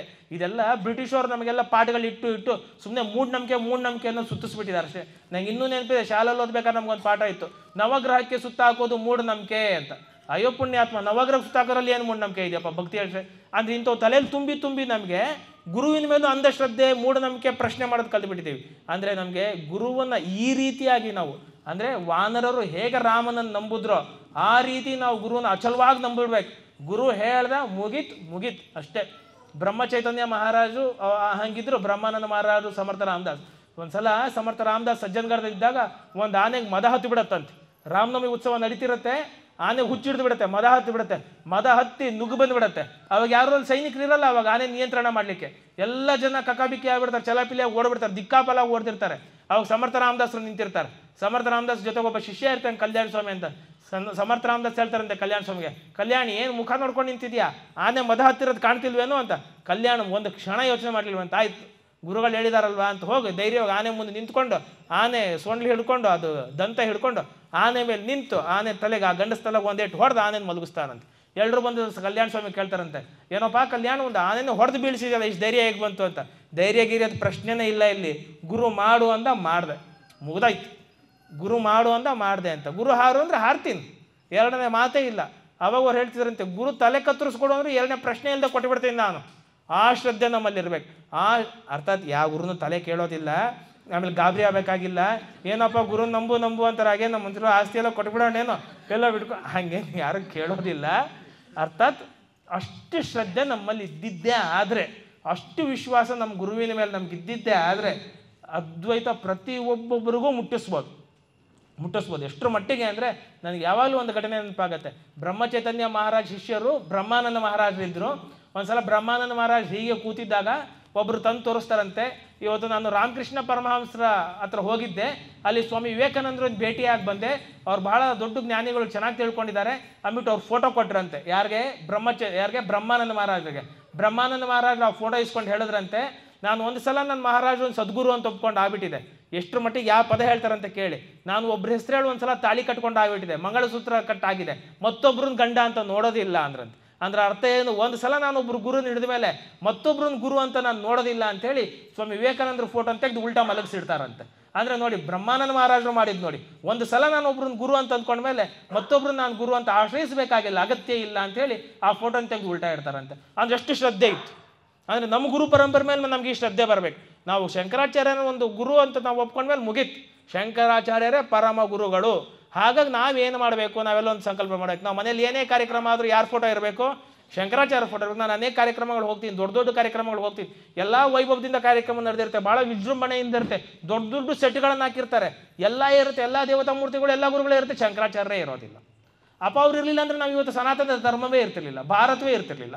ಅಥವಾ ನಾನು ಬೇಕಷ್ಟು RSS ಕಾರ್ಯಕ್ರಮಗಳು ನೋಡ್ತೀನಿ, ಅಲ್ಲಿ ಭಾರತಾಂಬೆ ಫೋಟೋ ಇರುತ್ತೆ, ಭಗತ್ ಸಿಂಗ್ ಫೋಟೋ, ಚಂದ್ರಶೇಖರ್ ಆಜಾದ್ ಫೋಟೋ ಇರುತ್ತೆ, ಎಲ್ಲ ಕ್ರಾಂತಿಕಾರಿ ಫೋಟೋ ಇರುತ್ತೆ, ಶಂಕರಾಚಾರ್ಯ ಫೋಟೋನೇ ಇರೋದಿಲ್ಲ. ನಾನು ಹೇಳ್ತೀನಿ, ಶಂಕರಾಚಾರ್ಯಗಿಂತ ದೊಡ್ಡ ಕ್ರಾಂತಿಕಾರಿಗಳಿದಾರ? ಆ ಪುಣ್ಯಾತ್ಮ ಬರೆದು ಹೋಗಿರೋ ಸನಾತನ ಧರ್ಮವೇ ಇರ್ತಿರ್ಲಿಲ್ಲ. ಆದರೂ ಇವತ್ತು ಎಷ್ಟೋ ಜನ ಕಾರ್ಯಕರ್ತರಿಗಾಗಲಿ ಎಷ್ಟೋ ಜನಕ್ಕೆ ಹೆಂಗಾಗ್ಬಿಟ್ಟಿದೆ ಅಂದರೆ, ನಾವು ಅದ್ವೈತಿಗಳು, ನಾವು ಶಂಕರಾಚಾರ್ಯ ಅಂತ ಹೇಳ್ಕೊಳ್ಳೋದ್ರಲ್ಲಿ ಏನೋ ಮುಜುಗ್ರ, ಏನೋ ಚಿಕ್ಕದಾಗ ಆಲೋಚನೆ ಮಾಡ್ತಾರೆ. ಮಾಡಬೇಕಾಗಿಲ್ಲ. ಅದ್ವೈತ ಅಂದ್ರೇ ವಿಷಯ ಅಲ್ಲ, ಅದನ್ನು ನಾವು ಚೆನ್ನಾಗಿ ನೆನ್ಪಿಟ್ಕೊಳ್ಬೇಕು. ಅದ್ವೈತ ಅಂದ್ರೇ ಸನಾತನ, ಅದ್ವೈತ ಅಂದ್ರೇ ಭಾರತ. ನಮ್ಗೆ ಆ ಶ್ರದ್ಧೆ ಇರಬೇಕು. ಕನಿಷ್ಠ ಇವತ್ತು ಯಾರು ಇಲ್ಲಿ ಉಪನ್ಯಾಸಕ್ಕೆ ಬಂದಿದ್ದೀರೋ ನೀವೆಲ್ಲ ಹೆಮ್ಮೆಯಿಂದ ಹೇಳಬೇಕು, ನಾವು ಅದ್ವೈತಿಗಳು, ನಾವು ಅಹಂ ಬ್ರಹ್ಮಾಸ್ಮಿ, ನಮ್ಮ ಗುರು ಶಂಕರ ಭಗವತ್ಪಾದ ಅವರೇ ನಮ್ಗೆ ಪರಮೋಚ್ಚ. ಗುರುವಾರ ಶಂಕರಾಚಾರ್ಯರ ವಾರ, ನಮ್ಗೆ ಅದೇ ಪರಮೋಚ್ಚ. ನಾವು ಏನೇ ಕಾರ್ಯಕ್ರಮ ಮಾಡಲಿ ಶಂಕರಾಚಾರ್ಯರ ಫೋಟೋ ಇರಬೇಕು. ಭಾರತ ಶಂಕರಾಚಾರ್ಯರು, ಏನೇ ಕೆಲಸ ಮಾಡಿದ್ರು ಆಚಾರ್ಯ ಶಂಕರರು ಇಟ್ಕೊಂಡೇ ನಾವು ಮಾಡಬೇಕು. ಇದನ್ನು ನಾವೆಲ್ಲ ಸಂಕಲ್ಪ ಮಾಡಿದ್ದೀವಿ. ಹಾಗಾಗಿ ನಮ್ಮ ಕಾರ್ಯಕ್ರಮ ಏನು ಅಂತಂದರೆ ಅದ್ವೈತ ಧರ್ಮ ಜಾಗೃತಿ ಸಭಾ ಅಂತ ಮಾಡಿದ್ದೀವಿ. ಈ ಸಭೆಗೆ ನೀವೆಲ್ಲರೂ ಸೇರಬೇಕು, ಪ್ರತಿಯೊಬ್ಬರಿಗೆ ಕಾರ್ಯಕರ್ತರಾಗಬೇಕು. ಇವತ್ತು RSS ಸಂಘದಲ್ಲಿ ಹೇಗೆ ಕಾರ್ಯಕರ್ತ ಆಗಿದ್ದಾರೋ ಧರ್ಮ ಸ್ಥಾಪನೆ ಮಾಡಲಿಕ್ಕೆ ಸೇಮ್ ಸಂಘ ಹೇಗೆ RSS ಕೆಲಸ ಮಾಡ್ತಲ್ಲ, ಧರ್ಮ ಜಾಗೃತಿ ಮಾಡ್ತಲ್ಲ, ಸಂಘ ಮಾಡ್ತು. ಸಂಘ ಮಾಡಿದ್ರಿಂದನೇ, ಸಂಘ ಕಷ್ಟಪಟ್ಟಿದ್ರೇ ಇವತ್ತು ಅಯೋಧ್ಯೆಯಲ್ಲಿ ರಾಮ ಮಂದಿರ ಆಗಿದ್ದು. ಎರಡನೇ ಮಾತೇ ಇಲ್ಲ. ಅವತ್ತು ಅಯೋಧ್ಯೆ ರಾಮ ಮಂದಿರ ನಿರ್ಮಾಣ ಆಗಬೇಕಾದ್ರೆ ಅವತ್ತು VHP ಏನು ಸ್ಥಾಪನೆ ಆಯಿತು, ಆ VHP ಸ್ಥಾಪನೆ ಆಗಿದ್ದು ಕೂಡ ಚಿನ್ಮಯಾನಂದರು ಜೊತೆ ನಿಂತಿದ್ರು. ಅವತ್ತು RSS VHPಯಲ್ಲಿ ಗುರೂಜಿ ಜೊತೆಗೆ ಚಿನ್ಮಯಾನಂದರು ದೊಡ್ಡ ಅದ್ವೈತ ಪರಂಪರೆ ಯತಿಗಳು. ಚಿನ್ಮಯಾನಂದರು ಬಹಳಷ್ಟು ಅದ್ವೈತ ತತ್ವ ಪ್ರಚಾರ ಮಾಡಿದರು. ಅರ್ಥಾತ್ ಚಿನ್ಮಯಾನಂದರು ಗುರುಗಳು ಶಂಕರಾಚಾರ್ಯರೇ. ಅಂದರೆ VHP ಸ್ಥಾಪನೆ ಆಗುವಾಗ ಶಂಕರ ಪರಂಪರೆ ಯತಿಗಳು ಜೊತೆಲಿದ್ದರು. ಚಿನ್ಮಯ ಮಿಷನಲ್ಲೇ ಸ್ಥಾಪನೆ ಆಗಿದೆ, ಚಿನ್ಮಯ ಮಿಷನಲ್ಲೇ ಮೊದಲನೇ ಕಾರ್ಯಕ್ರಮ ಆಗಿದ್ದು. ಅಂದರೆ ಅದ್ವೈತ ಪರಂಪರೆಯಿಂದಲೇ ಸಂಘಟನೆ ಆರಂಭ ಆಗಿದ್ದು ಅಂತ. ಅಂದರೆ ಶಂಕರಾಚಾರ್ಯರ ಪರಂಪರೆ ಯಾವತ್ತೂ ಕ್ರಾಂತಿಕಾರ್ಯ ಮಾಡಿದೆ, ದೇಶದ ಅಭಿವೃದ್ಧಿಗಾಗಿ ಶ್ರಮಪಟ್ಟಿದೆ, ಕಷ್ಟಪಟ್ಟಿದೆ. ಹಾಗಾಗಿ ಶಂಕರಾಚಾರ್ಯ ಸ್ಮರಣೆ ನಾವೆಲ್ಲ ಇಟ್ಕೊಳ್ಬೇಕು. ಇವಾಗ ಸಂಘ VHP ಎಲ್ಲವೂ ಹೇಗೆ ಧರ್ಮ ಪ್ರತಿಷ್ಠಾಪನೆ ಕೆಲಸ ಮಾಡ್ತಿದೆ, ಧರ್ಮ ಜಾಗೃತಿಯನ್ನು ಮಾಡ್ತಿದೆ, ಅದೇ ಕೆಲಸವನ್ನೇ ನಾವು ಮಾಡಬೇಕು. ಧರ್ಮ ಜಾಗೃತಿ, ಆದರೆ ಯಾವ ಧರ್ಮ ಜಾಗೃತಿ? ಅದ್ವೈತ ಧರ್ಮ ಜಾಗೃತಿ. ಅಂದರೆ ಜನ ಏನು ತಪ್ಪು ತಿಳ್ಕೊಂಡಿದ್ದಾರೆ, ಧರ್ಮ ಬೇರೆ ಅದ್ವೈತ ಬೇರೆ ಅಂತ, ಆ ಚಿಂತನೆಯನ್ನು ಹೋಗಲಾಡಿಸ್ಬೇಕು. ಅದ್ವೈತವೇ ಧರ್ಮ ಅನ್ನೋದನ್ನು ನಾವು ಸ್ಥಾಪನೆ ಮಾಡಬೇಕು. ಆ ಸ್ಥಾಪನೆ ಮಾಡಲಿಕ್ಕೆ ಏನು ಮಾಡಬೇಕು? ನಾವು ಸಂಕಲ್ಪ ಮಾಡಿದ್ದೀವಿ. ನಾವು ಈ ಬರುವ ಮಾರ್ಚ್ನಿಂದ ಪ್ರತಿ ಜಿಲ್ಲೆ, ಪ್ರತಿ ತಾಲೂಕು, ಪ್ರತಿ ಗ್ರಾಮಕ್ಕೂ ಸಂಚಾರ ಮಾಡೋಣ ಅಂತ ಸಂಕಲ್ಪ ಮಾಡ್ಕೊಂಡಿದ್ದೀವಿ. ಶಂಕರ ರಥಯಾತ್ರೆ ಮಾಡೋಣ ಅಂತ ಹೇಳಿ ಒಂದು ಸಂಕಲ್ಪ ಮಾಡ್ಕೊಂಡಿದ್ದೀವಿ. ಶಂಕರ ರಥಯಾತ್ರೆ ಒಂದು ರಥ ತೊಗೊಂಡೇ ಹೋಗ್ತೀವಿ ಅಂತ ಅರ್ಥ ಅಲ್ಲ. ಈ ದೇಹನೇ ರಥ, ದೇಹನೇ ರಥ, ಒಳಗೆ ಆತ್ಮ ಇದೆ ಅಲ್ಲ, ಅದೇ ರಥಿ. ಹಾಗಾಗಿ ಈ ರಥ, ಈ ದೇಹ, ಒಬ್ಬೊಬ್ಬರು ಶಂಕರ ರಥ ಆಗಬೇಕು, ಒಬ್ಬೊಬ್ಬರು ಶಂಕರಾಚಾರ್ಯರ ರಥ ಆಗಬೇಕು. ಪ್ರತಿಯೊಂದು ಗ್ರಾಮ, ಪ್ರತಿಯೊಂದು ತಾಲೂಕುಗಳಿಗೂ ಹೋಗ್ತೀವಿ. ಹೋಗಿ ಅಲ್ಲಿ ಅದ್ವೈತಿಗಳನ್ನೆಲ್ಲ ಸೇರಿಸಿ ಅದ್ವೈತಿಗಳ ಹೆಮ್ಮೆಯಿಂದ ಹೇಗೆ ಬದುಕ್ಬೋದು, ಆ ಗರಿಷ್ಠ ಮಟ್ಟದ ಭಾವನೆ, ಉನ್ನತ ಮಟ್ಟದ ಭಾವನೆ, ಚಿಂತನೆಗಳನ್ನು ಕೊಟ್ಟು ಬರೋಣ. ನಾವೆಲ್ಲ ವಿಪರ್ಯಾಸ ಅಂದರೆ ವರ್ಷಕ್ಕೊಂದಿನ ಶಂಕರ ಜಯಂತಿ ಮಾಡ್ತೀವಿ. ವರ್ಷಕ್ಕೊಂದಿನ ಶಂಕರ ಜಯಂತಿಯನ್ನು ಮಾಡದೆ ಪ್ರತಿ ತಿಂಗಳು ಶಂಕರ ಜಯಂತಿಯನ್ನು ಮಾಡೋಣ. ಶಂಕರ ಜಯಂತಿ ಅಂದರೆ ಮತ್ತೆ ನಾವು ಹಲಸಿನಕಾಯಿ ಹುಳಿ ನೆನಪು ಮಾಡ್ಕೊಳ್ಬಾರ್ದು, ಮತ್ತೆ ತೇರ ಆಗಬೇಕಪ್ಪ, ಹಲಸಿನಕಾಯಿ ಹುಳಿ ಆಗಬೇಕು, ಅವೆಲ್ಲ ಆಚರಣೆಗಳಲ್ಲ. ಶಂಕರ ಜಯಂತಿ ಅಂದರೆ ಇಷ್ಟೇ, ಶಂಕರಾಚಾರ್ಯರ ತತ್ವಚಿಂತನೆಯನ್ನು ಮಾಡೋದು ಅಂತ. ಕನಿಷ್ಠ ಎಲ್ಲ ಜಿಲ್ಲೆಗಳಲ್ಲೂ, ಎಲ್ಲ ತಾಲೂಕುಗಳಲ್ಲೂ, ಎಲ್ಲ ಗ್ರಾಮಗಳಲ್ಲೂ ಒಂದು ಸಂಕಲ್ಪವನ್ನು ಮಾಡೋಣ. ಏನು ಹೇಳಬಾರ್ದು ಸುಮ್ಮನೆ ಕಾಂಟ್ರವರ್ಸಿ ಆಗೋದು ಕೆಲವು ಮಾತು, ಚಿಂತೆ ಇಲ್ಲ, ಆದರೂ ಹೇಳ್ತೀವಿ. ಎಷ್ಟೋ ಸಲ ನಮಗೆ ದಾರಿಯಲ್ಲಿ ಹೋಗ್ತಾ ನಾವು ನೋಡ್ತೀವಿ, ಕೆಲವು ಹಳ್ಳಿಗಳಿಗೆ ಹೋದರೆ ಪ್ರತಿ 5-5 ಕಿಲೋಮೀಟ್ರಿಗೂ ಒಂದೊಂದು ಚರ್ಚ್ ಇದೆ, ಪ್ರತಿ 5-10 ಕಿಲೋಮೀಟ್ರಿಗೂ ಒಂದೊಂದು ಚರ್ಚ್. ಆ ಹಳ್ಳಿಯಲ್ಲಿ ಯಾರೂ ಇರೋದಿಲ್ಲ, ಹಳ್ಳಿಯಲ್ಲಿ ಜನಸಂಖ್ಯೆನೇ ಕಡಿಮೆ ಇರುತ್ತೆ. ಹಳ್ಳಿಯಲ್ಲಿ ಜನಸಂಖ್ಯೆನೇ ಕಡಿಮೆ. ಆ ಕಡಿಮೆ ಜನಸಂಖ್ಯೆಯಲ್ಲಿ ಕ್ರಿಶ್ಚಿಯನ್ಸ್ ಎಷ್ಟು ಜನ ಇರ್ತಾರೆ? ಬಹಳ ಕಡಿಮೆ ಜನ ಕ್ರಿಶ್ಚಿಯನ್ಸ್ ಇರ್ತಾರೆ. ಆ ಬಹಳ ಕಡಿಮೆ ಜನ ಕ್ರಿಶ್ಚಿಯನ್ಸ್, ಹಬ್ಬ ಅಂದರೆ 1 ಮನೆ 2 ಮನೆ ಕ್ರಿಶ್ಚಿಯನ್ಸ್ ಇರ್ಬೋದು ಅಷ್ಟೇ. ಆ 1 ಮನೆ 2 ಮನೆ ಇರೋ ಕ್ರಿಶ್ಚಿಯನ್ಸೇ ಅಲ್ಲೊಂದು ಚರ್ಚೆ ಮಾಡ್ಕೊಂಡಿರ್ತಾರೆ. ಅದೇನು ಬೃಹತ್ ದೊಡ್ಡ ಚರ್ಚೆ ಇರಬೇಕು ಅಂತೇನಿಲ್ಲ, ಯಾವುದೋ ಒಂದು ಪುಟಾಣಿ ಮನೆ, ಆ ಪುಟಾಣಿ ಮನೆಗೆ ಒಂದು ಶಿಲ್ವೆ, ಆ ಪುಟಾಣಿ ಮನೆಗೆ ಒಂದು ಲೈಟು, ಒಂದು ಗಿಡ ಇಟ್ಟು ಚರ್ಚ್ ಅಂತ ಮಾಡಿರ್ತಾರೆ. ಇರಲಿ, ಭಾಳ ಸಂತೋಷ. ಅಂದರೆ ಎಷ್ಟು ಅಸ್ಮಿತ ಇದೆ ನೋಡ್ರಿ ಅವ್ರಿಗೆ, ಅಲ್ವಾ? ನಾನು ಅದನ್ನು ಟೀಕೆ ಮಾಡ್ತಿಲ್ಲ, ಅದು ಬೇರೆ ವಿಚಾರ. ಆದರೆ ಟೀಕೆ ಮಾಡ್ತಿಲ್ಲ, ಅವ್ರಿಗೆ ಎಷ್ಟು ಅಸ್ಮಿತ ಇದೆ ನೋಡಿ. ನಾನು ಇವತ್ತು ಭಾಳ ಊರುಗಳಿಗೆ ಹೋಗಿ ಕೇಳ್ತೀನಿ, ಶಂಕರ ಮಠ ಇದೆಯಾ, ಶಂಕರ ಮಠ ಇದೆಯಾ ಅಂತ. ಶಂಕರ ಮಠ ಇರೋದೇ ಇಲ್ಲ. ಕೇಳಿದ್ರೆ ಏನು ತಗೋತಾ, ನಮ್ಮೂರಲ್ಲಿ ಜಾಸ್ತಿ ಇಲ್ಲ ಬ್ರಾಹ್ಮಣರು, ಯಾರೂ ಯುವಕರಿಲ್ಲ, ಕಡಿಮೆ ಇದೆ ಬ್ರಾಹ್ಮಣರು. ಕಡಿಮೆ ಇದ್ರೆ ಏನಾಯಿತು? ಒಬ್ಬರು 1 ಮನೆ ಇದೆಯಾ, ಇಲ್ಲ ಒಂದು ಶಂಕರ ಮಠ ಆಗಲಿ.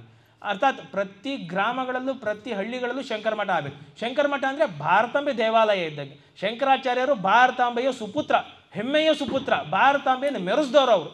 ಶಂಕರಾಚಾರ್ಯರು ಬರಲಿಲ್ಲ ಅಂದಿದ್ರೆ ಉಪನಿಷತ್ತುಗಳು ಭಗವದ್ಗೀತೆ ಸಿಗ್ತಿರ್ಲಿಲ್ಲ. ಇವತ್ತು ನೋಡಿ ಭಗವದ್ಗೀತೆಗೆ ಎಷ್ಟು ಮಹತ್ವ ಇದೆ, ಹೌದಲ್ವಾ?